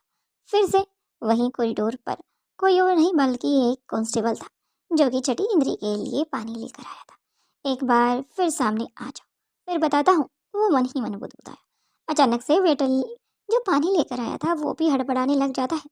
सर मैंने क्या किया है? इस बार जटिंद्री कुछ नहीं कहता, बस पानी को रख कर जाओ, तुम्हारा काम हो गया, चलो जाओ। आज पहली बार ऐसे जटिंद्री को उसने देखा था, क्योंकि हमेशा से हंसने और खिलखिलाने वाला शख्स आज गुस्से में उसे हजम नहीं हो रही थी ये बात। उसकी आंखों में साफ दिख रहा था, अब वे सिर्फ इंतजार नहीं, अब हिसाब के लिए तैयार रहना, ये सब सोच रहा था। उसी समय दूसरी तरफ मारवा हाउस। स्वाति जल्दी जल्दी अनिका को मैसेज टाइप करती है, तुरंत लैब में आओ। अनिका घबराकर लैब में पहुंच जाती है। माँ क्या हुआ? आपने इतनी जल्दी क्यों बुलाया? स्वाति के चेहरे के गंभीर भाव थे। वो धीरे से बोली, डिपार्टमेंट के एक ऑफिसर को किडनैप कर लिया गया है। अनिका का दिल धड़कने लगा। कौन? कुछ सेकंड खामोश रहने के बाद स्वाति ने कहा, अर्जुन सिंह। अनिका ने जैसे ही अर्जुन सिंह का नाम सुना, अनिका की आंखें खुली की खुली रह गई। ये सुनते ही अनिका का चेहरे का रंग भी बदल गया। क्या? Arjun sir kidnap? उसकी आवाज कांप रही थी, लेकिन अंदर ही अंदर एक आग भी जल चुकी थी। माँ मुझे जाना होगा, मैं उन्हें बचाऊंगी। लेकिन स्वाति तुरंत सख्त आवाज में कहा, कहीं नहीं अनिका, तुम कहीं नहीं जाओगी। अनिका चौंक गई। लेकिन माँ मैं जाऊंगी, स्वाति ने बीच में रोकते हुए कहा। तुम घर पर रहो, देविका तुम्हारे खिलाफ चाल चल रही है। अनिका कुछ पल के लिए चुप हो गई। उसकी आंखों में स्वाति पर टिक गई। देविका? स्वाति ने बिना कुछ कहे स्क्रीन की ऑन कर दिया। ये देखो, वो एक वीडियो था, छोटे छोटे कैमरों से रिकॉर्ड किया गया, हर आवाज साफ सुनाई दे रही थी। वीडियो में देविका की बातें साफ सुनाई दे रही थी। उसकी साजिश, उसकी प्लानिंग, अर्जुन सिंह के खिलाफ उसकी चाल, वही पूरा सच सामने था। लेकिन उससे पहले ही अर्जुन सिंह किडनैप हो गए, क्योंकि वह अर्जुन सिंह और साथ में अनिका का टचअप दिखाने वाली थी। लेकिन उसी बीच अर्जुन सिंह अब किडनैप हो चुके हैं। अगर तुम वहां जाती हो तो दादी माँ को बहुत अच्छे से स्पष्ट शब्दों में वह क्या कहने वाली है इसका बारे में तुम अच्छे से जानती हो। अनिका पूरी बात को समझ गई थी। वह वीडियो खत्म हो जाता है, कमरे में सन्नाटा छा जाता है। अनिका का चेहरा बदल चुका था, उसकी आंखें लाल हो गई थी, मुठियां बीच गई थी। वो धीरे से बोली, देविका उसे ये सब क्या? उसके अंदर गुस्सा उबल रहा था। अभी जाती हूँ और उसे जोरदार तमाचा जड़ती हूँ। वो आगे बढ़ने लगी, लेकिन स्वाति ने तुरंत उसका हाथ पकड़ लिया। अनिका रुको। अनिका गुस्से में थी। माँ स्वाति ने अनिका का हाथ थाम लिया। नहीं अनिका, तुम जा नहीं सकती, क्योंकि गुस्सा हमेशा काम को बिगाड़ देता है। अभी तुम गुस्से में हो, शांत रहो। अनिका रुक गई, लेकिन उसकी सांसें तेज थी, क्योंकि उसके डिपार्टमेंट के ऑफिसर को किसी द्वारा किडनैप किया गया था। वहीं स्वाति उसकी आंखों में देखते हुए बोली, अभी हमें दिमाग से खेलना होगा अनिका, गुस्से से नहीं, क्योंकि सामने वाले ने वार करना स्टार्ट कर दिया है। वहीं देविका बहुत चालाक है, अगर तुम अभी गई तो वो और बड़ा वार करेगी। अनिका धीरे से शांत हो गई, लेकिन उसकी आंखों में अब भी आग थी। वो धीरे से बोली, ठीक है माँ, अभी नहीं, लेकिन अर्जुन सर को हमें छुड़ाना होगा। कहाँ है वो? उसी समय स्वाति ने फोन पर एक अनजान नंबर से मैसेज आया। उसने स्क्रीन की तरफ देखा, उसका चेहरा गंभीर हो गया। मैसेज में लिखा था, अगर अर्जुन सिंह को जिंदा देखना है तो अकेले आना होगा। अनिका ने पूछा, क्या हुआ माँ? स्वाति ने धीरे से फोन उसकी तरफ बढ़ाया। अनिका ने मैसेज पढ़ा। ये किसी और का फोन नहीं, बल्कि खुद अनिका का ही मैसेज था। अनिका का फोन का मैसेज स्वाति के फोन में, क्योंकि पूरी डिटेल स्वाति के द्वारा ही अनिका को दी जाती है, और इसलिए एक नंबर से दो काम हो रहे थे। उसकी आंखों में फिर से आग जल उठी। वही अनिका की सांसें अब तेज थी, आंखें लाल थी। माँ आप जानती हो उसने क्या किया है? स्वाति ने बीच में कहा। मैं सब जानती हूँ, लेकिन अभी गुस्सा हमारा दुश्मन है। कुछ पल के लिए कमरे में खामोशी छा गई। फिर स्वाति ने धीरे से बोली, देविका हर वक्त दादी माँ को तुम्हारे खिलाफ भड़का रही है। वो चाहती है कि तुम गुस्से में आकर कोई गलत फैसला लो। अनिका ध्यान से सारी बातें सुन रही थी, और जैसे ही तुम गलती करोगी वो जीत जाएगी। अनिका ने अपनी मुठियां ढीली कर ली। उसकी आंखों में अब भी गुस्सा था, लेकिन उसके साथ समझदारी भी थी। तो फिर मैं क्या करूँ माँ? स्वाति हल्का मुस्कुराई। उसकी चाल को नाकाम करो, बिना शोर किए, बिना आवाज किए। तुम दादी माँ के सामने वही बनो जो तुम वो देखना चाहती। शांत, समझदार और जिम्मेदार, समय से उठने वाली, ऑफिस का काम करने वाली, बच्चों की देखरेख करने वाली, ताकि उसकी पूरी बाजी ही उल्टी पड़ जाए। पीछे से हम देविका की हर चाल को जवाब देंगे। अनिका ने सिर हिलाया। मतलब वो सोचे कि जीत रही है, लेकिन असल में हम खेल रहे हैं। स्वाति ने आप कहा, एक्चुअली यही होगा। अब अनिका ने गुस्सा ठंडा हो चुका था। उसने गहरी सांस ली, कहा ठीक है माँ, अब मैं गुस्से में नहीं, दिमाग से काम लूंगी। उसकी आंखों में अब एक नया आत्मविश्वास आ चुका था। देविका गलत इंसान से टकरा रही हो, तुम्हें नहीं पता तुम आग से खेल रही हो, अनिका ने मन ही मन बुदबुदाया। वही स्वाति ने अनिका को कहा, मेरी आखिरी बात अनिका, याद रखो अभी सबसे जरूरी काम है अर्जुन सिंह को बचाना, उसका पता लगाना, कहाँ पर है वो। अनिका ने दृढ़ आवाज में कहा, हाँ, और इस बार हम कोई गलती नहीं करेंगे माँ। स्वाति कहती है, मुझे कुछ समय चाहिए ताकि मैं अर्जुन सिंह के बारे में जानकारी एकत्रित करूं। उसके बाद ही मैं तुम्हें इन्फॉर्म करती हूँ। तब तक तुम अपने बारे में और परिवार के बारे में सोच कर चलना, क्योंकि मुझे बस जो सही लगता है मैं वही करती हूँ। इसलिए तुम्हारे और तुम्हारे आने वाले फ्यूचर के लिए यही है कि तुम पूरी तरह से उनकी तरह दादी माँ के नजरिए से देखो, उन्हीं की तरह सोचो, उन्हीं की तरह व्यवहार करो। ओके? इस पर अनिका अपनी गर्दन हाँ में हिला देती है। वहीं दूसरी तरफ भूमिका का कमरा। रोहित के जाने के बाद भूमिका ने डिपार्टमेंट जाना पूरी तरह से छोड़ दिया था, क्योंकि जब वह अपने भाई को नहीं बचा सकी तो क्या वो पूरी दुनिया को बचा सकती है? नहीं बचा सकती। अपने मन में एक ही धारणा बना ली थी, इसलिए वह डिपार्टमेंट नहीं जा रही थी। ज़्यादातर समय परिवार और साथ में अपने कमरे में ही बिता रही थी। सुबह की हल्की रोशनी कमरे में फैल चुकी थी। भूमिका भी नींद से उठी थी। आज समय के साथ वो लेट उठी। उसने जैसा ही मोबाइल उठाया उसकी आंखें स्क्रीन पर टिक गई। कई मिस कॉल और कुछ अर्जुन सिंह के डिपार्टमेंट के भी मिस कॉल थे। उसका दिल हिल गया और घबरा गई। इतने सारे कॉल। उसने तुरंत कॉल बैक करना स्टार्ट किया। उधर से कॉल रिसीव हुआ। हेलो, आवाज आई। इंस्पेक्टर अरबाज बोल रहा हूँ, भूमिका तुरंत डिपार्टमेंट आओ। आवाज में जल्दबाजी और टेंशन साफ दिखाई दे रही थी। भूमिका कुछ पूछ पाती उससे पहले ही कॉल कट चुकी थी। ठक ठक, वहीं दरवाजे पर दस्तक हुई। भूमिका ने जल्दी से दरवाजा खोला तो सामने कौटिल्य खड़ा था। तुम? इस वक्त कौटिल्य का चेहरा गंभीर था। वो सीधे बोला, अर्जुन सिंह किडनैप हो गया है। कौटिल्य का चेहरा गंभीर था। वो सीधे बोला, अर्जुन सिंह किडनैप हो गया है भूमिका। भूमिका को जैसे अपने कानों से सुनाई नहीं दे रहा था। जब कौटिल्य ने 2 बार बातें रिपीट की तब भी शायद भूमिका को रियलाइज हुआ कि शायद उसके सामने क्या कहा जा रहा है। ये सुनते ही भूमिका की आंखें फैल गई। क्या, कैसे और कब? कौटिल्य ने कहा, कल जब वो घर से डिपार्टमेंट के लिए निकली थी तब से ना को वो डिपार्टमेंट पहुंचे हैं और ना घर है। सब लोग उसे ढूंढने में लगे हैं। कमरे में कुछ सेकंड के लिए सन्नाटा छा गया। भूमिका ने बिना समय गवाए कहा, मैं अभी तैयार होती हूँ। वो सीधे वॉशरूम की तरफ चली जाती। कुछ ही मिनटों में वो पूरी तरह से रेडी होकर अपनी पूरी तरह से यूनिफॉर्म पहनकर बाहर आ जाती। उसकी आंखों में अब घबराहट नहीं, बिल्कुल फोकस था। चलो। भूमिका और कौटिल्य तेजी से डिपार्टमेंट में पहुंच जाते ही अंदर का माहौल भारी था। हर तरफ ऑफिसर टेंशन में फुसफुसा रहे थे। जैसे वो भूमिका अंदर आई सबकी नजरें उसी पर टिक गई, क्योंकि रोहित के जाने के बाद आज पहली बार भूमिका डिपार्टमेंट आई थी। भूमिका और कौटिल्य तेजी से डिपार्टमेंट पहुंचे। अंदर का माहौल पूरी तरह से बदला हुआ था। हर तरफ ऑफिसर टेंशन में फुसफुसाहट स्टार्ट कर रखी थी। जैसे ही भूमिका अंदर आई सबकी नजरें उसी पर टिक गई, क्योंकि ये पहली बार था जब रोहित के जाने के बाद पहली बार भूमिका डिपार्टमेंट पहुंची थी। वहाँ इंस्पेक्टर अरबाज, छठेंद्री और कई सीनियर ऑफिसर मौजूद थे। ऐसा लग रहा था सब उसी का वेट कर रहे हैं। भूमिका सीधे आगे बढ़ी। क्या अपडेट है? इंस्पेक्टर अरबाज ने गहरी सांस ली। हमारे पास अभी तक कोई भी क्लियर लोकेशन नहीं आई है भूमिका। छठेंद्री गुस्से से बोला, लेकिन ये साफ है कि ये पहले से ही तैयार किया गया किडनैपिंग है। वही पहला सुराग। तभी एक ऑफिसर ने फाइल आगे बढ़ाई। सर, ये देखिए। सबकी नजरें उस फाइल पर टिकी थी। ये सीसीटीवी फुटेज है उस रास्ते का जहां अर्जुन सिंह की आखिरी बार गुजरे थे। कमरे में एक पल के लिए सन्नाटा छा गया। वहीं स्क्रीन ऑन हुई। वीडियो अब मॉनिटर पर चलाई गई। अर्जुन सिंह अब अपनी गाड़ी लेकर आगे चल रहे थे। साइड में एक बाइक भी थी। साफ दिखाई दे रहा था कुछ समय बाद वह बाइक आगे की तरफ बढ़ जाती है। सब कुछ नॉर्मल लग रहा था, लेकिन अचानक एक काली गाड़ी पीछे से आई और ये वीडियो यहीं पर पूरी तरह से बंद हो गई, मानो किसी ने जानबूझकर हैक करके इसे बंद कर दिया या डिलीट कर दिया गया हो। ये क्या है? आगे का फुटेज कहाँ है? भूमिका ने तेजी से आवाज से पूछा। ऑफिसर बोला, मैम आगे का फुटेज डिलीट हो गया है। छठी इंद्री मुट्ठी पीछते हुए, मतलब जिसने भी ये किया है वो बहुत चालाक है। वही भूमिका की आंखों में अब दृढ़ता आ चुकी थी। तो फिर हम चालाक बनेंगे। सब उसकी तरफ देखने लगे।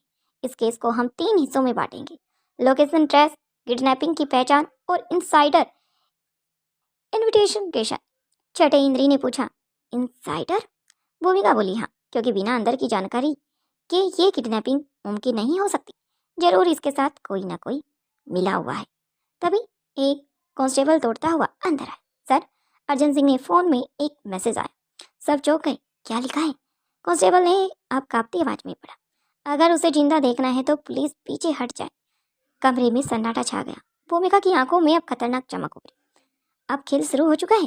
शायद वो काफी खतरनाक है। शायद काफी सवाल भूमिका के दिमाग में चलने लगे। वही डिपार्टमेंट की मीटिंग पूरी तरह से गहरी और खामोश थी। सबकी नजरें भूमिका पर ही टिकी थी। भूमिका ने सीधे छठी इंद्री की तरफ देखा। बताओ क्या हुआ? ठीक ठीक, तुम्हें क्या लगता है? छठी इंद्री ने गहरी सांस ली और पूरी बात बता दी। कैसे अर्जुन ने कॉल किया और कैसे उसका वेट कर रहा था काफी देर तक। जब उसे गए हुए 2 से 3 घंटे हुए, उसका कॉल भी नहीं लग रहा था। यहाँ तक कि उसने उसके घर पर भी कॉल करके पूछा, लेकिन सभी का कहना था कि वो इस समय के साथ वहां से निकल चुके थे। मैं वहां खड़ा रहा 2 में, लेकिन वो आए नहीं। उसने गुस्से से पछतावे के साथ कहा। कमरे में अब सन्नाटा छा गया। वही भूमिका कुछ पल के लिए चुप रह गई। उसके दिमाग में सारे टुकड़े जुड़ने की कोशिश कर रहे थे। अगर वो रास्ते में गायब हुआ तो जरूर किसी ने पहले से प्लान किया था, लेकिन अभी भी कुछ क्लियर नहीं था। उसने धीरे से नजर घुमाई और कौटिल्य की तरफ। कौटिल्य, उसकी आवाज शांत थी लेकिन मजबूत। वहीं कौटिल्य अब भूमिका की तरफ देखने लगा। मुझे अर्जुन सिंह की लोकेशन चाहिए, अभी के अभी। कौटिल्य ने बिना कुछ कहे सिर हिलाया। उसने तुरंत अपना लैपटॉप खोला और सिस्टम हैक करके कॉल सेटिंग और जीपीएस पिक सब एक साथ चलने लगा। कमरे में सिर्फ कीबोर्ड की आवाज ही गूंज रही थी। कुछ मिनट जो घंटों जैसा लग रहा था। अचानक कौटिल्य बोला, मिल गया है। सब एकदम सतर्क हो गए। लोकेशन शहर से बाहर है, एक सुनसान इंडस्ट्री एरिया में। भूमिका तुरंत खड़ी हो गई। सब लोग रेडी रहो। कुछ ही मिनटों में पूरी टीम निकल चुकी थी। पुलिस की गाड़ी, बाइक सब तेज रफ्तार से शहर से बाहर जा रहे थे। दिल्ली से बाहर। छठी इंद्री की आंखों में गुस्सा था। अर्जुन सिंह, बस एक बार मिल जाओ। वही सुनसान जाएगा। आखिरकार टीम उस लोकेशन पर पहुंच गई, जो जगह पूरी तरह से सुनसान थी। चारों तरफ टूटे फूटे गोदाम, जंग लगे हुए गेट और हवा में अजीब सी खामोशी, जैसे वहां बहुत समय से कोई आया ही ना हो। वही भूमिका ने धीरे से कहा, सावधान रहना, ये ट्रैप भी हो सकता है। सबने अपनी अपनी पोजीशन ले ली। छठी इंद्री आगे बढ़ा। उसकी नजर हर कोने पर स्कैन कर रही थी, जहां कुछ तो है। वहीं कौटिल्य ने इशारा किया, इधर उधर देखो। वो दरवाजा आधा खुला हुआ था।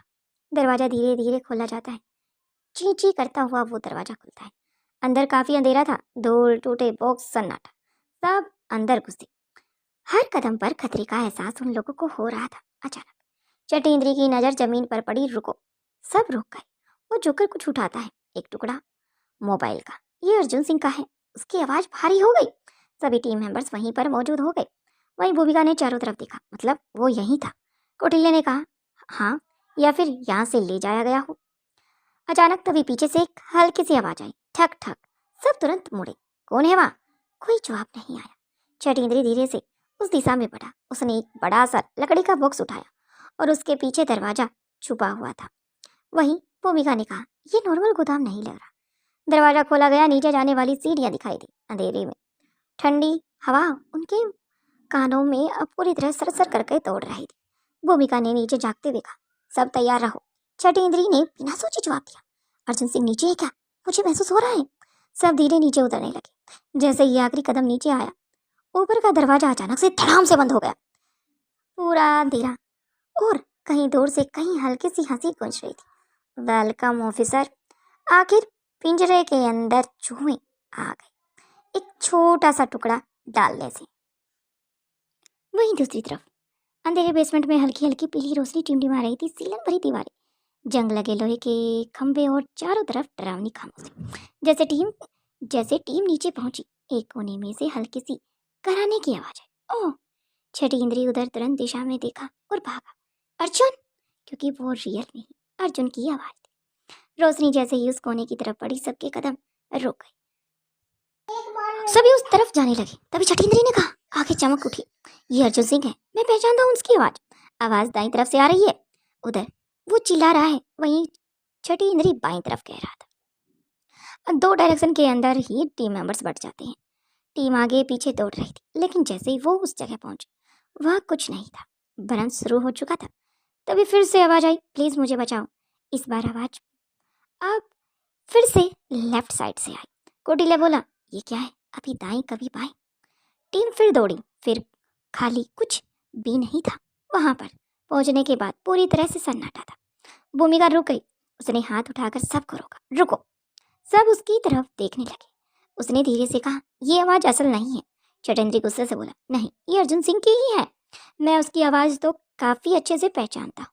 भूमिका ने दीवार को छुआ और कहा, ये कोई वॉइस ट्रैप है, रिकॉर्डिंग या स्पीकर। कोटिले ने तुरंत चारों तरफ देखा, मतलब हमें जानबूझकर घुमाया जा रहा है। अब टीम घबरा गई थी और घबरा कर बटने लगी थी। हर आवाज आती हर दिशा में भागने लगते हैं। जैसे आवाज आती सभी टीम मेंबर्स उसी डायरेक्शन में भागते, लेकिन उनके हाथ कुछ नहीं लगता। कुछ ऑफिसर परेशान होकर बोले, सर ये जगह सही नहीं है, हम फंस चुके हैं। सभी के माथे पर पसीने की बूंदें साफ झलक रही थी। छठींद्री ने गुस्से से दीवार पर मुक्का मार दिया, ये खेल जो भी है हमारे साथ खेल खेला जा रहा है। उसी समय कहीं और एक अंधेरे कमरे में अर्जुन सिंह कुर्सी पे बंधा हुआ था। उसके हाथ पर जंजीरें जकड़ी हुई थी, चेहरे पर चोट के निशान थे और आंखों में थकान। उसके सामने स्क्रीन लगी थी जिसमें वो देख रहा था डिपार्टमेंट की टीम को। बेसमेंट में भटकते हुए अर्जुन सिंह धीरे से बोला, नहीं, ये लोग फंस रहे हैं। वो मन ही मन बुदबुदा रहा था, शायद उसे तोड़ने के लिए ये सब चाल बुना गया था। शायद अर्जुन सिंह को उस व्यक्ति के बारे में अब धीरे धीरे पता चल रहा था। आखिर वो कितनी खतरनाक चाल खेल सकता है। उसे तोड़ने के लिए उसने इतना बड़ा चाल बुना। अर्जुन सिंह के पीछे एक आवाज आई, देख रहे हो तुम्हारी टीम कैसे तड़प रही है तुम्हारे बिना, जैसे मछली से पानी से मछली को निकालकर बाहर फेंक दिया है। एक परछाई सामने आई, चेहरे पर अब भी अंधेरे में था। ये सिर्फ शुरुआत है अर्जुन सिंह, देखते जाओ, धीरे धीरे होता है क्या। मैं भी देखना चाहता हूँ तुम कब तक नहीं टूटते। अब आवाज और तेज हो गई, बचाओ बचाओ। हर दिशा में आवाज आने लगी क्योंकि धीरे धीरे उस बेसमेंट के अंदर एक हल्का सा धुआं भी आना लगा था। टीम पूरी तरह से कंफ्यूज हो चुकी थी, आखिर क्या करे, कहाँ जाए। भूमिका का कंट्रोल। भूमिका ने जोर से चिल्लाया, स्टॉप एवरीवन। सब रुक गए। ये हमें पैनिक कराने की कोशिश कर रहे हैं। अगर हम ऐसे भागते रहे तो हम खुद को ही खो देंगे। अपने मानसिक संतुलन पर हमारा कंट्रोल नहीं होगा। कोटिले ने तुरंत कहा, हमें आवाज के पीछे नहीं, सिस्टम के पीछे जाना है। वहीं इंस्पेक्टर अरबाज ने कहा, हाँ। भूमिका ने सिर हिलाया, यस, जहाँ से ये कंट्रोल हो रहा है हमें वह जगह ढूंढनी होगी, आसपास ही होगी जहाँ पर ये वायरें जा रही होंगी। तभी एक दरवाजे अपने आप सरकने लगा। सब चौंक गए। दीवार के पीछे एक नया रास्ता खुला और अंदर से हल्की नीली रोशनी आ रही थी। छठींद्री ने धीरे से कहा, इस बार कुछ असली सा है। भूमिका ने गहरी सांस ली, या फिर सबको ट्रैप में फंसा दिया गया है पूरी तरह से। भूमिका अब धीरे धीरे पीछे की तरफ कदम बढ़ाने लगी थी। वहीं डिपार्टमेंट के लोग भी भूमिका को देखकर पीछे होने लग गए थे। वहीं दूसरी तरफ टापू चारों तरफ अपनी गहरी आनंद लहरों के साथ फैला हुआ था। उसके बीचों बीच एक छोटा सा टापू था जहाँ हवा भी जैसे अपने अंदर कई रात छुपाकर बह रही हो, या ये कहा जाए कि वहां पर बहने वाली हवा भी किसी के कंट्रोल में हो। उस टापू पर आर्यन, अलेक्जेंडर और रिया तीनों बच्चे बैठे थे। दूर तक फैला पानी को देख रहे थे, लेकिन उनकी आंखें कहीं और खोई हुई थी।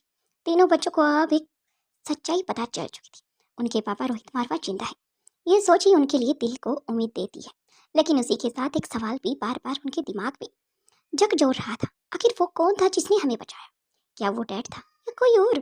रिया ने धीरे से अब हल्का सा मिट्टी पर अपनी उंगलियां फेरते हुए कहा, अगर वो इंसान नहीं आता तो शायद हम आज यहाँ नहीं होते।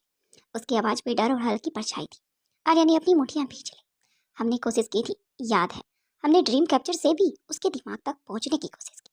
अलेक्जेंडर ने सिर हिलाया, हाँ, लेकिन हम उसके अंदर तक नहीं जा रहे। तीनों कुछ पल के लिए चुप हो गए। समुद्र की लहरें किनारे से टकराकर वापस लौट रही थी। वहीं अब्दुल और रैनी वहां पर मौजूद थे। उन्हें आराम से देख रहे थे क्योंकि बच्चे एकांत समय चाहते थे, इसलिए उन्हें वो दे दिया गया था। जैसे हर लहर उनके सवालों का जवाब देने जाती हो, लेकिन बिना कुछ कहे लौट आती। रिया ने धीरे से कहा, उसकी आंखें तुम्हें याद है? आर्यन की आंखें अब थोड़ी गहरी हो गई। हाँ, बहुत अजीब थी। जैसे अलेक्जेंडर ने उसकी बात पूरी की, जैसे वो हमें पहले से जानता हो। तीनों के दिल में अब धड़कन एक पल के लिए तेजी हो गई, क्योंकि ये सिर्फ एहसास नहीं था, कुछ था उस इंसान में, कुछ ऐसा जो अपना भी था और रहस्यमयी भी था। रिया ने आसमान की तरफ देखा। जब उसने हमें बचाया, उसे एक पल के लिए लगा था जैसे वह रुक गई। आर्या ने धीरे से पूछा, जैसे क्या? रिया की आवाज बहुत धीमी हो गई। जैसे कि वो हमारे पापा हों, क्योंकि उसकी आंख बिल्कुल डैड जैसी थी। हवा एकदम से तेज बहने लगी। तीनों ने एक दूसरे की तरफ देखा। उनके दिल में वही सवाल फिर से गूंज उठा। अगर वह रोहित मारवा होता तो बच्चों को ऐसे अकेले नहीं छोड़कर जाता, और नहीं अब उनकी माँ अनिका को देखकर भागता, क्योंकि ये साफ था कि बच्चों को बचाने के बाद वह व्यक्ति वहां से गायब था, और अगर वह दुश्मन होता तो उन्हें बचाता नहीं। ये भी बात बच्चों के दिमाग में अब पूरी तरह से बैठ चुकी थी। क्या वो सच में कोई अनजान इंसान था, या फिर कोई अपना, जिसकी जिंदगी से जुड़ा कोई ऐसा सच है जो अभी तक हमसे छुपा हो? अलेक्जेंडर ने अचानक खड़े होकर दूर समुद्र की तरफ देखा। मुझे नहीं पता कौन था, लेकिन एक बात पक्की थी। आर्या ने उसकी तरफ देखा। वो वापस आएगा। रिया ने धीरे से पूछा, तुम्हें इतना यकीन कैसे है? अलेक्जेंडर ने हल्की मुस्कान के साथ कहा, क्योंकि उसकी आंखों में एक वादा था। तीनों फिर से चुप हो गए, लेकिन इस बार उसकी चुप्पी डर नहीं थी, बल्कि एक अजीब सी उम्मीद थी। दूसरी तरफ समुद्र के उस पार शायद कोई था जो उन्हें देख रहा था। शायद उसकी नजर उन पर ही थी। वह हर पल उन पर नजर बनाए हुए था, सही वक्त का इंतजार कर रहा है। मन ही मन वह व्यक्ति मुदमुदा रहा था। साथ में तीनों बच्चे अब अपने महल के लिए निकल जाते हैं। 10 से 15 कदम चलते हैं, तभी वह अपने महल के अंदर चले जाते हैं। उनके सिक्योरिटी गार्ड अब उनके साथ अंदर। अब्दुल भी अब अंदर चला जाता है। साथ में अब अलेक्जेंडर के लिए एक अलग से जोन बना हुआ था, जहाँ पर काफी जानवर रखे हुए थे, जहाँ पर अब रहकर वह उनका ट्रीटमेंट कर रहा था। काफी सारे वहीं अब आर्यन और साथ में रिया भी उसकी हेल्प वैसे ही कर रहे थे, जैसे वे हर मिशन को करने के लिए, संभालने के लिए बिल्कुल उसी तरीके से उनकी देख रेख कर रहे थे जैसे कि अलेक्जेंडर कर रहा था।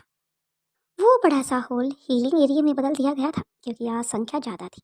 चारों तरफ घायल पक्षी, छोटे छोटे जानवर, कुछ बड़े जीव भी, सबको अलग अलग जगहों पर लिटाया गया था। कुछ के पंख टूटे हुए थे तो कुछ के शरीर पर गहरे घाव थे, कुछ बस दरद से करा रहे थे। ये दृश्य देखकर रिया की आंखें भर आई। इतने सारे? उसने धीरे से कहा। आज इनकी संख्या कुछ ज्यादा ही नहीं है। क्या टापू पर कोई बड़ा जानवर आ गया है जो इन्हें जख्मी कर रहा है, या कहीं दूर से उड़कर ये जानवर यहाँ पर आ रहे हैं? तभी सामने अलेक्जेंडर आता दिखाई देता है। उसकी आंखों में हमेशा की एक तरह कोमलता थी, लेकिन आज उसके चेहरे पर जिम्मेदारी साफ झलक रही थी। उसके कंधों पर आज बोझ दोगुना था। आज जंगल से बहुत सारे घायल जानवर आए थे, शायद वहां कुछ पड़ा हुआ था। उसने गंभीर स्वर में कहा। आर्यन ने तुरंत समझ लिया, ये वही हलचल थी जो उन्हें टापू पर महसूस हुई थी। बिना एक पल गवाए ही अलेक्जेंडर काम में लग गया था। वह एक एक जानवर के पास जाकर झुकता है और बहुत ही ध्यान से उनके घाव को देखता है, फिर अपने हाथों से उसका इलाज शुरू कर देता है। उसका हाथ स्पर्श इतना नरम था कि घायल जानवर की शांत हो जाता। रिया ने धीरे से कहा, ये उन्हें सिर्फ ठीक नहीं कर रहा, ये उन्हें समझा भी रहा है। आर्या ने भी सिर हिलाया, हाँ, जैसे ये उनकी भाषा जानता है। आज घायल जानवरों की संख्या ज्यादा थी, इसलिए आर्यन और रिया ने भी खुद को रोक नहीं पाए। दोनों ने अलेक्जेंडर की मदद करना शुरू कर दिया। रिया एक छोटे से पक्षी को अपने हाथों में लेकर बैठ गई। उसका पंख घायल था। वह बहुत सावधानी से उसकी ड्रेसिंग करने लगी। शांत रहो, हम तुम्हें ठीक कर देंगे। वह धीरे से उसे बात कर रही थी, जैसे वह भी उसकी हर बात को समझा रही हो। वहीं दूसरी तरफ आर्यन एक घायल हिरन को पास बैठा था। उसने अपने आंखें बंद की और धीरे से अपनी चेतना उस जानवर की तरफ केंद्रित करने लगा। उसकी सांसें धीमी हो गई। कुछ पल उसने देखा। उस घायल निशान को देखने से ही उसे पता चल चुका था आखिर कितनी गहराई तक के साथ है, कितना खून बया होगा। सारी चीजें उसने पूरी तरह से कैलकुलेशन कर ली थी। उसकी आंखों में एक अजीब सी गहराई आ गई थी। ये डरा हुआ है बहुत ज्यादा, उसने धीरे से कहा, और इसे किसी बड़ी मशीन की आवाज याद आई। वहीं अलेक्जेंडर ने उसकी तरफ देखा तो जंगल में जो हो रहा है वह सच में खतरनाक है। यह टापू के अंदर जितना भी, जहाँ तक भी यह जंगल फैला है, शायद वहां पर कोई खतरा है। रिया ने भी अब एक पक्षी के पास बैठी। वह उसकी आंखों में देख रही थी, जैसे उसके अंदर झांक रही हो। तुम्हें दर्द हो रहा है ना? पक्षी ने हल्का सा सिर हिलाया। रिया ने उसकी आंखें भर आई, लेकिन उसने खुद को संभाला और धीरे से उसकी ड्रेसिंग पूरी की। धीरे धीरे पूरा कमरा एक अजीब सी शांति से भर गया था। झांक कराने की आवाज आ रही थी, चहचाने की आवाज आ रही थी। हर कोई अपने काम में लगा था। लेकिन उनके बीच एक अनकहा जुड़ाव भी था, दर्द को समझने का, उसे ठीक करने का। अलेक्जेंडर अब एक बड़े जानवर के पास बैठा था। उसने अपनी हथेली उसके सिर पर रखी और आंखें बंद कर ली। कुछ पल के लिए पूरा माहौल जैसे थम गया। फिर उसने अपनी आंखें खोली, बहुत धीमे से कहा, ये लोग जंगल को खत्म कर देंगे। मानो वह आंखें बंद करके उस व्यक्ति के डर को महसूस कर रहा हो। ऐसा ही कुछ था। आर्य और रिया दोनों उसकी तरफ देखने लगे। और अगर ये नहीं रुका तो ये सिर्फ जानवरों का नहीं, हमारा भी कर छीन लिया जाएगा, क्योंकि शायद जानवर भागकर इधर उधर अपने आप को जख्मी करेंगे। शायद जो पक्षी हैं वो उड़कर यहाँ पर आ रहे हैं, उनके दर्द को देखकर, उनके दुख को देखकर शायद ये यहाँ टापू पर रहने वाले जानवर सोच रहे हैं कि आसपास ही खतरा है, शायद टापू पर ही खतरा है। ये सब सोच रहे थे, लेकिन ऐसा कुछ नहीं था। इसलिए अलेक्जेंडर ने समझ लिया था कि अब वो क्या करने वाला है। धीरे धीरे करके सबकी ड्रेसिंग करने लग जाते हैं। वहीं दूसरी तरफ मारवा हाउस के अंदर शाम आज कुछ अलग थी। सूरज ढल चुका था, आसमान में हल्की नारंगी रोशनी पूरे आंगन में फैल चुकी थी। लेकिन उस खुशबू के बीच अनिका का मन बिल्कुल शांत नहीं था। वह गार्डन के कोने में कुछ देर खड़ी रही, फिर धीरे से अंदर अपने कमरे की तरफ चली गई। उसके चेहरे पर चिंता की लकीरें साफ दिखाई दे रही थी। उसके दिमाग में बार बार वही ख्याल घूम रहे थे, उसकी टीम, उसके लोग और वो सब खतरे। कमरे में पहुंचते ही उसने दरवाजा बंद कर लिया।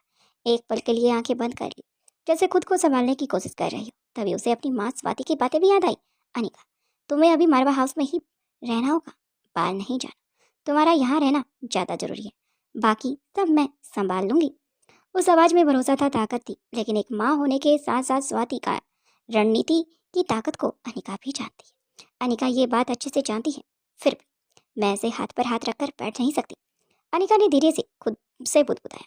उसकी आंखों में अब बेचैनी की जगह दृढ़ता साफ झलक रही थी। वह धीरे से अर्जुन सिंह के फोन की लास्ट लोकेशन को ट्रेस करने के बारे में सोच चुकी थी। वह कुर्सी पर बैठ जाती है, अपने सामने अपना लैपटॉप ऑन करती है। स्क्रीन पर नीली रोशनी उसके चेहरे पर पड़ जाती है। कुछ ही सेकंड में उसे अपने सिक्योरिटी सिस्टम में लॉगिन किया और पासवर्ड और एक्शन रिक्योर लेयर एक एक करके सब करते हुए वह अपने सीक्रेट नेटवर्क में प्रवेश करती है। उसकी उंगलियां कीबोर्ड पर तेजी से चलने लगी थी।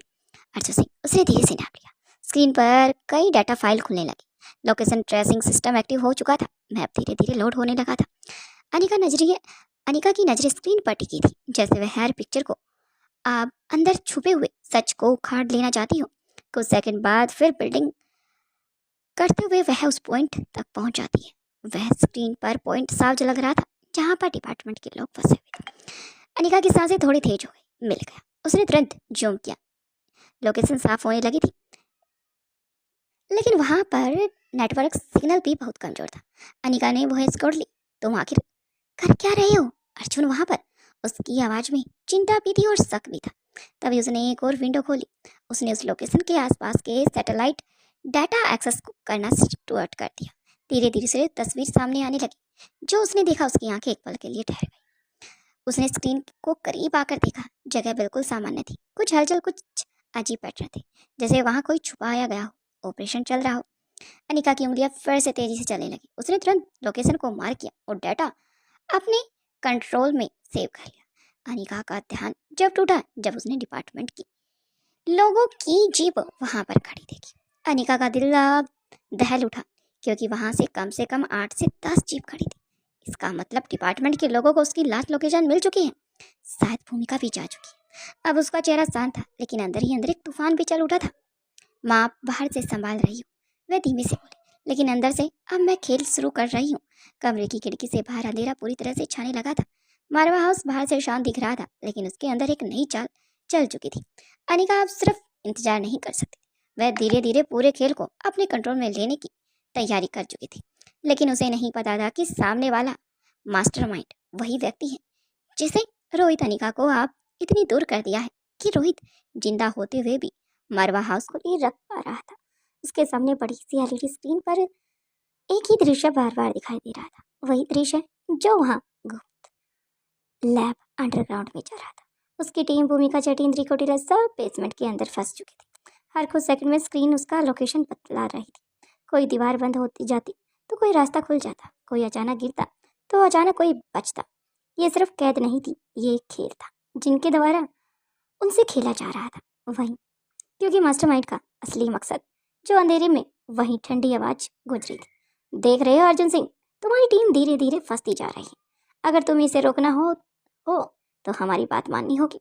अर्जुन ने दांत पीट लिए। उन्हें छोड़ दो, जो करना है मुझे करने दो। हल्की हंसी, यही तो कर रहा हूँ, तुम्हें तोड़ रहा हूँ अंदर से। स्क्रीन पर एक नया दृश्य सीन सामने आया। चटेंद्र एक गलत रास्ते को चला गया था। फर्श अचानक नीचे से धंसने लगा। वो किसी तरह खुद को बचा पाया। अर्जुन सिंह जोर से चिल्लाया, नहीं, उधर मत जाओ। लेकिन उसकी आवाज़ वहां तक कैसे पहुंच सकती थी? उसकी मुठियां बंधी थी और आंखों में बेबसी थी। बेसमेंट में भूमिका ने रास्ता बदलने का इशारा किया। सब लोग साथ रहो। लेकिन जैसे ही वो आगे बढ़ी, पीछे का रास्ता अपने आप बंद हो गया। एक ऑफिसर घबरा गया। मैम, हम फंसते जा रहे हैं और ये गैप, ये रास्ता भी छोटा होता जा रहा है। कौटिल्य ने कहा, ये कोई ऑटोमेटिक ट्रैप सिस्टम है। हर मोमेंट ट्रैक पर फंसते जा रहे हैं। अचानक फर्श पर लाल लाइटें जलने लगी। बेप बेप बेप की आवाज़ सुनाई देने लगी। भूमिका समझ गई थी, सब पीछे हटो, ट्रिगर जोन है। लेकिन देर हो चुकी थी। दीवारों में लोहे की ग्रिल्स निकल आई थी। टीम दो हिस्सों में फिर से बट गई। अर्जुन सिंह की हालत और भी नाजुक हो गई। ये सब उसे दिखाई दे रहा था। उसकी सांसें भारी हो गई। बस करो प्लीज। उसकी आवाज़ अब टूट रही थी, लेकिन वह घुटने नहीं टेकना चाहता था। वो आवाज़ फिर आई, अभी तो शुरुआत है, देखते जाओ आगे क्या होता है। एक एक करके हार मानते रहो। स्क्रीन पर जूम की जाती है। भूमिका का चेहरा पसीने से, टेंशन से, लेकिन अब भी मजबूत था, क्योंकि वह बस कोई ना कोई डिवाइस के जरिए अनिका से बात करना चाहती थी, ताकि अपनी लोकेशन अनिका तक भेज सके। शायद कौटिल्य ने भी अब भूमिका की बातें समझ ली थी। वहीं अपना लैपटॉप साइड जाकर उसने एक छोटा सा सिग्नल अनिका को भेज दिया गया था। अर्जुन की आंखें बंद हो चुकी थी, फिर धीरे धीरे खोली। उसकी आंखें अब डर नहीं देख पा रही थी, उसकी आंखों में गुस्सा था। तुम गलत हो, वो धीरे से बोला। आवाज रुकी। मैं टूट नहीं सकता, मैं बिखर नहीं सकता। वहीं दूसरी तरफ बेसमेंट के अंदर भूमिका ने दीवार को गौर से देखा। ये सब हमारे डराने के लिए है, चटेंद्री बोला। लेकिन हम सच में फंस रहे हैं मैडम, भूमिका ने कहा। नहीं, वो चाहता है कि हम डरें, गलती करें, लेकिन हम ऐसा कुछ नहीं करेंगे। उसी समय स्क्रीन में बेसमेंट में भी अचानक से अब ऑन हुई और उस पर अर्जुन सिंह दिखाई दे रहा था, जंजीरों में बंधा हुआ कमरे में, लेकिन जिंदा। चटेंद्री चिल्ला कर कहा, अर्जुन सिंह। सबकी नजर अब छत की तरफ चली गई, जहां पर छत की तरफ स्क्रीन दिखाई दे रही थी, जिसमें अर्जुन सिंह बंधा हुआ दिखाई दे रहा था। अर्जुन ने स्क्रीन की तरफ देख रहा था, जैसे उन्हें देख सकता हो, जैसे धीरे धीरे बोल रहा हो, ये सब झूठ है। वह काफी आराम से बुदबुदा रहा था, मत फंसना। स्क्रीन अचानक पूरी तरह से ब्लैंक हो गई। अब उनके पैरों तले जैसे किसी ने जमीन खिसका दी हो। सभी की आंखों में अब दर्द साफ झलक रहा था, क्योंकि उन्होंने अर्जुन सिंह की ऐसी हालत देख ली थी। बेसमेंट की दीवारों में हल्की सी नीली रोशनी झिलमिलाने लगी थी। हर सेकंड के साथ माहौल और भी भारी होता जा रहा था। लेकिन इस बार भूमिका ने बिना घबराए अपनी नजर स्क्रीन पर टिकाई रही। जहाँ क्षण पहले अर्जुन सिंह दिखाई दिया था, उसे एहसास हो गया था कि ये सिर्फ डराने के लिए खेल नहीं था, बल्कि एक पैटर्न है। उसने तुरंत कौटिल्य को कुछ इशारा किया, धीरे से कहा, स्क्रीन और ट्रैप्स के बीच कोई कनेक्शन जरूर होगा। उधर छठी इंद्रिया भी गुस्से में दिखाई दे रहा था। इंस्पेक्टर अरबाज भी काफी परेशान हो चुका था। उसे भी समझ नहीं आ रहा था कि आखिर क्या करे, लेकिन उसने खुद को काबू में रखते हुए चारों तरफ ध्यान देखना स्टार्ट किया। तभी फर्श पर चमकती हुई लाल लाइटें एक खास दिशा से रुक कर जलने लगी थी, जैसे कोई रास्ता दिखा रही हो। भूमिका ने तुरंत समझ लिया, ये या तो बाहर निकलने का राज संकेत हो सकता है, या फिर एक और गहरा जाल। लेकिन इस बार उसने भागने की बजाय धीरे धीरे कदम बढ़ाने का फैसला कर लिया था। टीम उसके पीछे पीछे सावधानी से चलने लगी थी। हर कदम पर दिल की धड़कनें तेज होती जा रही थी। उसी समय कहीं दूर अंधेरे में बैठा मास्टरमाइंड स्क्रीन पर ये सब देख रहा था। हल्का सा मुस्कुरा रहा था, क्योंकि उसे यकीन था कि इस बार जो रास्ता उन्होंने चुना है वही उन्हें ज्यादा अंदर और ज्यादा खतरनाक खेल की तरफ ले जा रहा है। जबकि दूसरी तरफ बंधा हुआ अर्जुन सिंह अपनी बची हुई ताकत से कुर्सी को हिलाने की कोशिश कर रहा था, क्योंकि उसे महसूस हो चुका था कि अब अगर उसने कुछ नहीं किया तो उसकी टीम सच में उस जाल में पूरी तरह से फंस जाएगी, जहां से वापस निकलना लगभग उनके लिए आसान नहीं होने वाला था। अर्जुन सिंह ने पूरी ताकत लगाकर अपने हाथों को जंजीरों से छुड़ाने की पूरी कोशिश की। उसके माथे पर पसीना और खून का एक साथ बह रहा था, लेकिन उसकी नजरें अब भी बड़ी सी स्क्रीन पर जमी हुई थी, जहां उसकी टीम के मेंबर्स धीरे धीरे चमकती लाल लाइट वाले रास्ते पर आगे की तरफ बढ़ रहे थे। उसे अचानक कुछ अजीब सा दिखा। हर बार जब कोई टीम मेंबर एक खास जगह पर कदम रखता तो स्क्रीन के कोने में छोटा सा कोड ब्लिंक करता। अर्जुन सिंह की अब ट्रेनिंग ने तुरंत उसे समझा दिया था कि ये सिर्फ ट्रैप नहीं था, बल्कि एक कंट्रोल सिस्टम है जो उनके हर मूव को रिकॉर्ड कर रहा है, गाइड कर रहा है।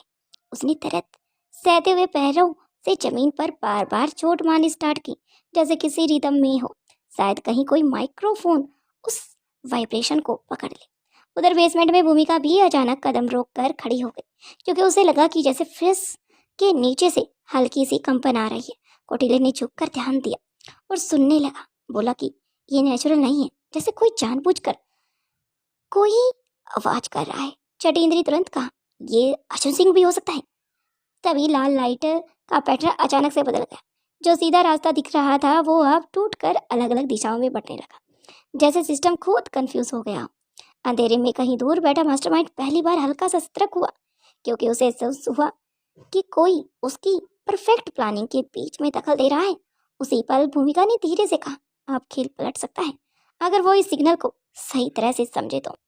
ये बस बैठकर भूमिका सोच रही थी। वह अपने आप को रोहित और अनिका का दिमाग रखकर, यानी कि उनके साथ अनिका या रोहित हो, वो सब सोच रही थी। अगर मेरी जगह पर अनिका होती तो क्या करती, अगर मेरी जगह पर रोहित होता तो उनका क्या डिसीजन होता, ये सब। वहीं दूसरी तरफ अंडरग्राउंड लैब में ठंडी धुंधली रोशनी में स्वाति मल्होत्रा बिल्कुल शांत खड़ी थी। उसकी नजरें सामने लगी बड़ी सी स्क्रीन पर टिकी हुई थी, जहां हर सेकंड बदलती तस्वीरें एक एक सच दिखाई दे रहा था। स्क्रीन पर अलग अलग एंगल से रिकॉर्ड हुई फुटेज चल रही थी। जंगल का एरिया, टीम मेंबर्स की मूवमेंट और सब कुछ दिखाई दे रहा था। स्वाति की आंखें तेज थी। वह सिर्फ देख नहीं रही थी, वह अब फ्रेम को समझ चुकी थी। धीरे धीरे उसने अपनी उंगलियां टेबल पर रखी, हल्का सा झुककर स्क्रीन की करीब गई। उसके दिमाग में एक ही सवाल घूम रहा था, उसे खबर किसने दी। उसकी सोच अब और गहरी हो चुकी थी। अगर मैं यहाँ अनिका, हम में से कोई भी वहां जाता है, वह खुद से बताए तो मास्टरमाइंड को तुरंत शक हो जाएगा। उसने स्क्रीन पर पुश किया। एक फ्रेम में साफ दिखाई दे रहा था कि एक छोटा सा माइक्रो कैमरा जो पेड़ों के बीच इतनी सफाई से छुपाया गया था, कोई सामान्य इंसान उसे देख भी नहीं सकता था। स्वाति की आंखें में हल्की सी चमक थी, क्योंकि स्वाति द्वारा ही लगाया गया था। उस जंगल के अंदर भी मूवमेंट को स्वाति आराम से देख रही थी, और जो अब कौटिल्य और भूमिका की टीम जहां पर फंसी हुई थी उसे भी आसानी से देख रही थी। स्वाति की आंखों में हल्की सी चमक आई, तो तुम सिर्फ देख नहीं रही। उसने धीमे से कहा, तुम इंतजार कर रही हो। अब उसकी सोच पूरी तरह से क्लियर हो चुकी थी। अगर वह खुद वहां जाती है तो अनिका जाती है। मास्टरमाइंड को यही लगेगा, क्योंकि मास्टरमाइंड नहीं जानता कि स्वाति जिंदा है। रोहित के बाद अगली चाल कौन चलेगा या कौन चल रहा है, यही वह समझेगा कि अनिका ही अब फिर से मूवमेंट में आ गई, जिसे मारवा हाउस की लाइव फीड दिख जाएगी। अनिका अपने कमरे में बैठकर लैपटॉप पर काम कर रही थी। स्वाति ने उसे कुछ सेकंड तक देखा। उसकी आंखों में एक बार भी चिंता नहीं थी। एक वैज्ञानिक की योजना, तुम अभी यहीं रहना अनिका, क्योंकि यहाँ पर स्वाति अनिका पर भी नजर बनाए हुए थी।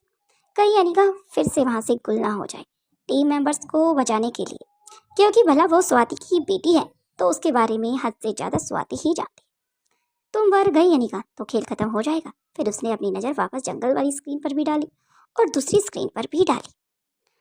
वही स्वाति ने अपनी चाल चल दी थी, या ये कहा जाए अनिका ने चल दी थी। वहीं बेसमेंट के अंदर बलदेव पैटर्नर और रुक रुक कर आती हुई कंपन पूरे सिस्टम को लय बिगाड़ दिया था। दूर अंधेरे में बैठा मास्टरमाइंड पहली बार अपनी कुर्सी से सीधा होकर स्क्रीन को गौर से देखने लगा। उसकी आंखों में हल्का सा शक, हल्की सी झलक उभरी। कुछ गड़बड़ है, लेकिन क्या, ये उसे समझ नहीं आ रहा था।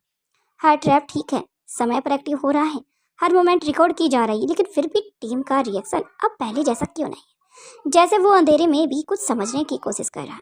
उसने सिस्टम पर लॉग चेक किया, सेंसर, डेटा स्कैन, लेकिन सब कुछ नॉर्मल दिखाई दे रहा था।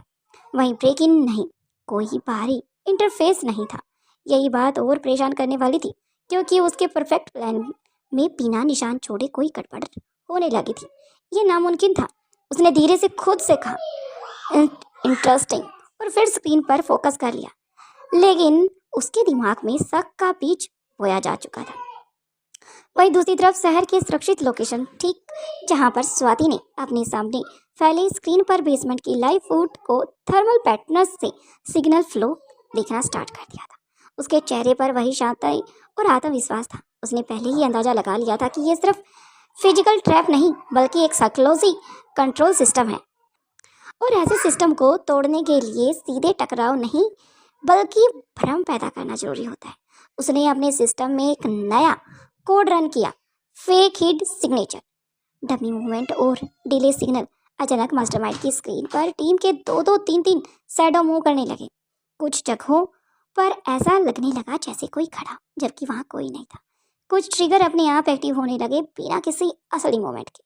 लेकिन ये कोई नहीं जानता था कि जो वो व्यक्ति देखना चाहता था एक अलग से शैडो परछाई स्वाति द्वारा उसी के सिग्नलों द्वारा छोड़ी जाने लगी थी। यही स्वाति का प्लान था, दुश्मन को उसी की टेक्नोलॉजी के अंदर उलझा कर रखना। बेसमेंट के अंदर भूमिका ने तुरंत बदलाव को नोटिस कर लिया था। जहाँ सभी घबरा गए थे, डर गए थे, अब भूमिका को लगा शायद इन सब के पीछे अनिका ही है। शायद कोटिले, हमारा काम हो गया है।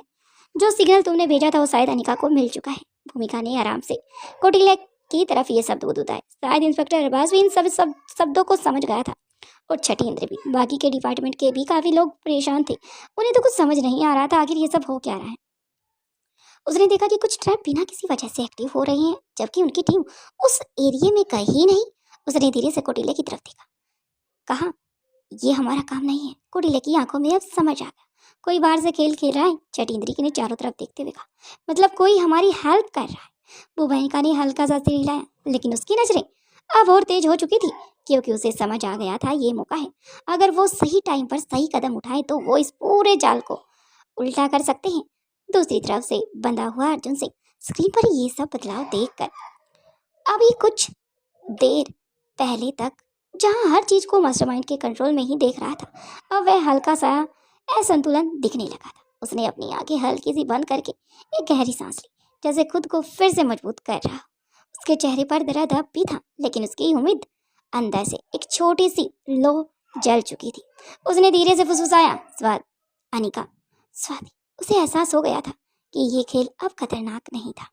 मास्टर माइंड ने फिर से सिस्टम को रीसेट करने की कोशिश की, लेकिन उसने कुछ ट्रैप्स मैनुअली ट्रिगर किए, लेकिन हर बार कहीं ना कहीं कुछ ना कुछ मिसेज, कोई ना कोई ट्रिगर मिसिंग हो ही जाता। कभी सेंसर किसी को डिटेक्ट नहीं कर पाता तो कभी वहाँ कोई नहीं होता, कभी असली मूवमेंट छुप जाती तो कभी शक और अब गहरा हो जाता, लेकिन फिर भी उसके पास कोई पुख्ता सबूत नहीं था। कोई बाहर से स्टीम को सहारा दे रहा था। यही स्वाति की सबसे बड़ी चीज थी। उसने बिना दिखे, बिना पकड़े, बिना दुश्मन के सामने जाए दुश्मन के दिमाग से खेल रही थी। बेसमेंट में अब हालत बदलने लगी थी। पहले जहाँ टीम हर आवाज और हर लाइट के पीछे भाग रही थी, अब वह रुक कर सोच समझकर कदम आगे की तरफ बढ़ा रही थी। भूमिका ने धीरे से कहा, अब हम उनके नियमों से नहीं खेलेंगे, हमारे नियमों पर आना होगा। जैसे ही उसने ये कहा, सामने की दीवार पर हिली, लेकिन इस बार उसके अंदर डर नहीं था बल्कि एक मौका था, क्योंकि अब खेल सिर्फ बचने का नहीं था, अब ये खेल पलटने का था। कई दूर अंधेरे में बैठा मास्टरमाइंड पहली बार पूरी तरह से टूट गया था। उसे समझ नहीं आ रहा था कि आखिर ये सब कौन कर रहा है, आखिर कौन उसे मात देने के लिए इस जंग में उतर गया है, आखिर कौन ऐसा इंसान है जो मेरे सिस्टम में घुसकर मेरे हाथों से कंट्रोल खींच सके। वही कुछ देर बाद जब माहौल पूरी तरह से बेसमेंट के अंदर शांत होगा तो बेसमेंट का माहौल अब भी काफी खतरनाक था, लेकिन स्वाति ने बनाए फैक के सिग्नल से आप ट्रैप सिस्टम को उलझा दिया था। टीम को कुछ सेकंड की राहत मिली थी। इसे भी छठी इंद्री ने चारों तरफ से देखा और हल्की सी मुस्कान के साथ बोला, अरे भाई, इतना भी क्या डरना, तुम तो ज्यादा ही कुछ डर रहे हो। जैसा हम लोग पिकनिक पर आए हैं, बस जगह थोड़ी सी हॉरर वाली चुन ली है। इसके इस अजीब टाइम पर किए गए मजाक को 2-3 ऑफिसर हंसने को रोक नहीं पाए। माल थोड़ा सा हल्का हुआ, फिर उसने छाती चौड़ी करते हुए कहा, और सुनो, मैं हूं ना, जब तक मैं खड़ा हूं कोई भी ट्रैप वेब कुछ नहीं कर पाएगा। भूमिका ने उसकी तरफ देखा और उसे पता था कि वो जानबूझकर ऐसा कर रहा है ताकि टीम का डर कम हो जाए। छठी इंद्री ने एक और लाइन कही, वैसे जिसने ये जाल बनाया है ना, उससे बोल देना अगली बार एसी भी लगवा दे। इतनी नमी में तो खलनायक भी बीमार पड़ जाएगा साला। इस पर कुटिल भी हल्का सा मुस्कुरा दिया। टीम के चेहरे पर जो तनाव था थोड़ी देर पहले वो काफी हद तक कम हो चुका था। एक ऑफिसर बोला, सर आप तो सीरियस सिचुएशन में भी कॉमेडी कर लेते हो। छठी इंद्री ने तुरंत जवाब दिया, आज अर्जुन सर नहीं है ना, नहीं तो ये कॉमेडी काफी पहले ही स्टार्ट हो जाती। डरने से कुछ नहीं होगा, हंसते रहो, दुश्मन को लगेगा हमको फर्क नहीं पड़ रहा। उसके ये सब सिर्फ मजाक नहीं थे बल्कि हौसला था। अब टीम पहले से ज्यादा कॉन्फिडेंस होकर आगे की तरफ बढ़ रही थी। हर कदम सोच समझ कर रख रही थी, लेकिन डर की जगह अब एक अजीब सा जोश था। भूमिका ने धीरे धीरे कहा, गुड, यही तो चाहिए था। छठी इंद्री की आंखों में अब ब्लिंक करते हुए जवाब दिया, मैडम, मिजन हो या कॉमेडी हो, मैं दोनों में नंबर 1 हूँ। अंधेरे में भी अब उसकी चाल बदल चुकी थी, क्योंकि जब टीम का हौसला टूटता नहीं था तब सबसे खतरनाक चाल भी कमजोर पड़ने लग जाती है। यही सब देखकर अब अर्जुन सिंह के फेस पर स्माइल आ जाती, बहुत प्यारी सी छठी इंद्री को देखकर। जब उसने कहा कि अर्जुन सर नहीं है, अगर होते तो कॉमेडी बहुत पहले ही स्टार्ट हो जाती। ये सब जैसे अब अर्जुन सिंह के अंदर और भी हौसला दे रहे थे। जहां मास्टरमाइंड ने टीम को हराने के लिए अपनी आखिरी चाल चल दी थी, क्योंकि अब हंसी की गूंज उस बेसमेंट, उस कमरे के अंदर जहां पर अर्जुन सिंह बंधा हुआ था, काफी अजीब थी। क्योंकि अर्जुन सिंह के फेस पर काफी चोट के निशान, काफी दर्द के निशान थे। वहां कराने की वजह से हंस रहा था, क्योंकि उसकी टीम को अब कोई भी खतरा नहीं था। छठी इंद्री ने ऐसी बातें की, शायद अब मास्टरमाइंड के कानों तक भी वह छुपी ना रही, जिस कारण से वो और भी बहक जाता है और अपने उसी व्यक्ति को वापस अर्जुन सिंह के पास भेज देता है, जो उसे यहाँ तक और उसके साथ कब से बना हुआ था। तभी वह वैसा ही मास्क उठाता है और अब धीरे धीरे करके अर्जुन सिंह के पास आ जाता है। अर्जुन सिंह के बाल पकड़ते हुए कहता है, तुम ऐसे हंस क्यों सकते हो? तुम्हारी टीम के लोग मेरे अंडर हैं और तुम यहाँ पर हंस रहे हो। लेकिन दूसरे ही पल अर्जुन सिंह उसकी आंखों की तरफ देखते हुए कहता है, तुम्हें पता नहीं, हमारी टीम टीम नहीं है, बल्कि एक हाथ की पूरी मुट्ठी का काम करते हैं। सभी लोग भले ही अलग अलग हैं, लेकिन मुट्ठी बन जाए तो सामने वाले को पूरी तरह से मूर्छित कर सकते हैं। ये बात अर्जुन सिंह ने काफी दावे से कही थी। शायद कुछ ऐसा ही था। वहीं सामने से हल्के हल्के परछाइयां उन लोगों के सामने आती जा रही थी, क्योंकि मास्टरमाइंड ने अपनी अगली चाल खेल रही थी। अब जैसे हट्टे कट्टे नौजवान उनके सामने धीरे धीरे करके आगे की तरफ बढ़ रहे थे, क्योंकि अर्जुन सिंह को तोड़ने के लिए अब उन पर वार किए जाएंगे। उन्हें मारने के लिए नहीं, बल्कि अर्जुन सिंह को तोड़ने के लिए धीरे धीरे करके वार किए जा रहे थे। अर्जुन सिंह अचानक से अपनी गर्दन नीचे कर लेता है, लेकिन वह व्यक्ति उसके बाल पकड़कर उस स्क्रीन की तरफ उसकी आंखें कटा देता है। अब देखो, तुम्हें बड़ी हंसी आ रही थी ना, मैं भी तो देखूं, आखिर तुम कब तक हंस सकते हो? हंसो, अब हंसो। अचानक से भूमिका पर जोर से किसी ने पंच जड़ दिया था। ये वार इतना खतरनाक था कि अचानक से भूमिका की नोज से खून बहने लग गया था। वहीं अब इंस्पेक्टर अरबाज आगे आता है और उस दावेदार को डिफरेंस करते हुए रोकता है, साथ में उसके काफी वार भी करता है। कुछ देर बाद वो व्यक्ति भी जख्मी हो जाता है, लेकिन अब धीरे धीरे करके जहां व्यक्तियों की संख्या 2 से 3, 3 से 4 और 4 से 6, 6 से अब 8 हो चुकी थी। शायद वो टीम पर भारी भी पड़ रहे थे, क्योंकि शायद पावर डक्स का कमाल था, या ये कहा जाए कि शायद उनका शरीर फौलादी बन चुका था। उनके शरीर के अंदर शायद दर्द नाम की चीज नहीं थी, क्योंकि अर्जुन सिंह ने जमीन पर पड़ी हुई लोहे की रोड उस व्यक्ति के पैर पर जोर से मारी, लेकिन उस व्यक्ति के मुंह से आवाज तक नहीं निकली। इतनी सहनशीलता आखिर कैसे हो सकती है?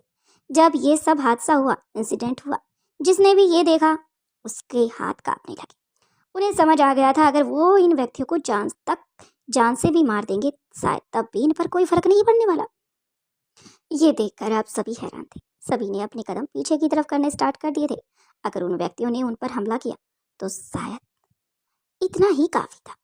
धीरे धीरे करके अब वह व्यक्ति उनके बिल्कुल करीब आ चुके। समुद्र की लहरें धीरे धीरे किनारों तक टकरा रही थी और उस छोटे से टापू पर फैला सन्नाटा अब कुछ और की कहानी बयां कर रहा था। महल के अंदर घायल जानवरों का इलाज करने के बाद आर्यन, अलेक्जेंडर और रिया के मन में एक सवाल बार बार उठ रहा था, आखिर ये सब क्यों हो रहा है? रिया ने धीरे से कहा, हम सिर्फ इलाज कर रहेंगे तो कभी सच नहीं जान पाएंगे। आर्या ने उसकी बात पर सिर हिलाया, हमें बाहर जाना होगा, पता लगाना होगा कि असली खतरा क्या है। अलेक्जेंडर ने कुछ पल चुप रहा, फिर उसकी नजर दूर बैठे एक घायल पक्षी पर पड़ी। उसकी गहरी सांस ली, और अगर हम नहीं गए तो शायद ये सब ऐसे ही चलता रहेगा, कभी खतरा खत्म ही नहीं होगा। इसलिए तीनों बच्चों ने अब अपनी आंखों के इशारे से कुछ परमिशन ले ली थी। तीनों सीधे ही अब्दुल्ला के पास गए। अब्दुल्ला वहीं बाहर उस एरिए से बच्चों पर नजर रखे हुए था। अब्दुल, जो इस पूरे टापू की सुरक्षा की जिम्मेदारी मेजबानी कर रहा था, ये अनिका और रोहित द्वारा कहा गया था। उन्हें गंभीर नज़रों से देख रहा था। बच्चे भी अब्दुल्ला की तरफ झुकी नज़रों के साथ चल रहे थे।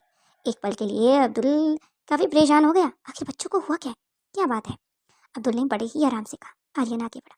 हमें टापू के बाहर वाले, यानी कि हमारे महल से नीचे का जो इतना भी रास्ता है, स्पेस है इस टापू पर, उसे अच्छे से छानबीन या अच्छे से देखना है। अब्दुल ने तुरंत मना करने जैसा भाव दिखाया। अभी बाहर जाना सेफ नहीं है बच्चों। लेकिन इस बार रिया ने उसकी बात काट दी। सेफ नहीं है इसलिए तो जाना है, अलेक्जेंडर ने शांत आवाज में कहा। जानवर खुद ब खुद मर रहे हैं, तड़प रहे हैं। आखिर उन्हें जख्मी हालत में यहाँ पर आप लोग लेकर आ रहे हो। क्या किसी ने ये छानबीन करने की कोशिश की? आखिर ये इतने सारे जानवर एक साथ कैसे घायल हो रहे हैं? उन्हें मजबूर किया जा रहा है या उनके साथ जानबूझकर किया जा रहा है? कोई उन्हें चोट पहुंचा रहा है? अब्दुल कुछ सेकंड तक तीनों को देखता रहा। फिर उसने भी मन ही मन सोचा कि शायद बच्चे कुछ सही कह रहे हैं। फिर उसने गहरी सांस ली। ठीक है, तुम तीनों बच्चे अब रेस्ट करो, मैं जाकर अपने व्यक्तियों के साथ देखता हूँ। लेकिन इस पर अलेक्जेंडर ने कहा, नहीं, हम भी आप लोगों के साथ ही चलेंगे। लेकिन इस पर अब्दुल कुछ कहता उससे पहले तीनों बच्चों ने अपने हाथ जोड़कर रिक्वेस्ट की, मानो बहुत बड़ी अनहोनी होने से वो रोकना चाहते। अब्दुल को भी शायद सही लगा, क्योंकि उसे पता था चप्पे चप्पर पर व्यक्ति यहाँ पर है, पूरा टापू उनकी देखरेख में है। लेकिन तुम अकेले नहीं जाओगे। उसने पीछे से खड़े 2 लोगों की तरफ इशारा किया, जॉन और एक और काफी हट्टा कट्टा 6 फुट का इंसान, जिसे वो जॉनसन कह रहे थे। हम भी साथ चलेंगे। जॉन और जॉनसन दोनों आगे आ गए। इस पर अब्दुल भी कहता है, और मैं भी तुम लोगों के साथ चलूंगा। महल से बाहर निकलते ही हवा में अब रुख बदल गया था।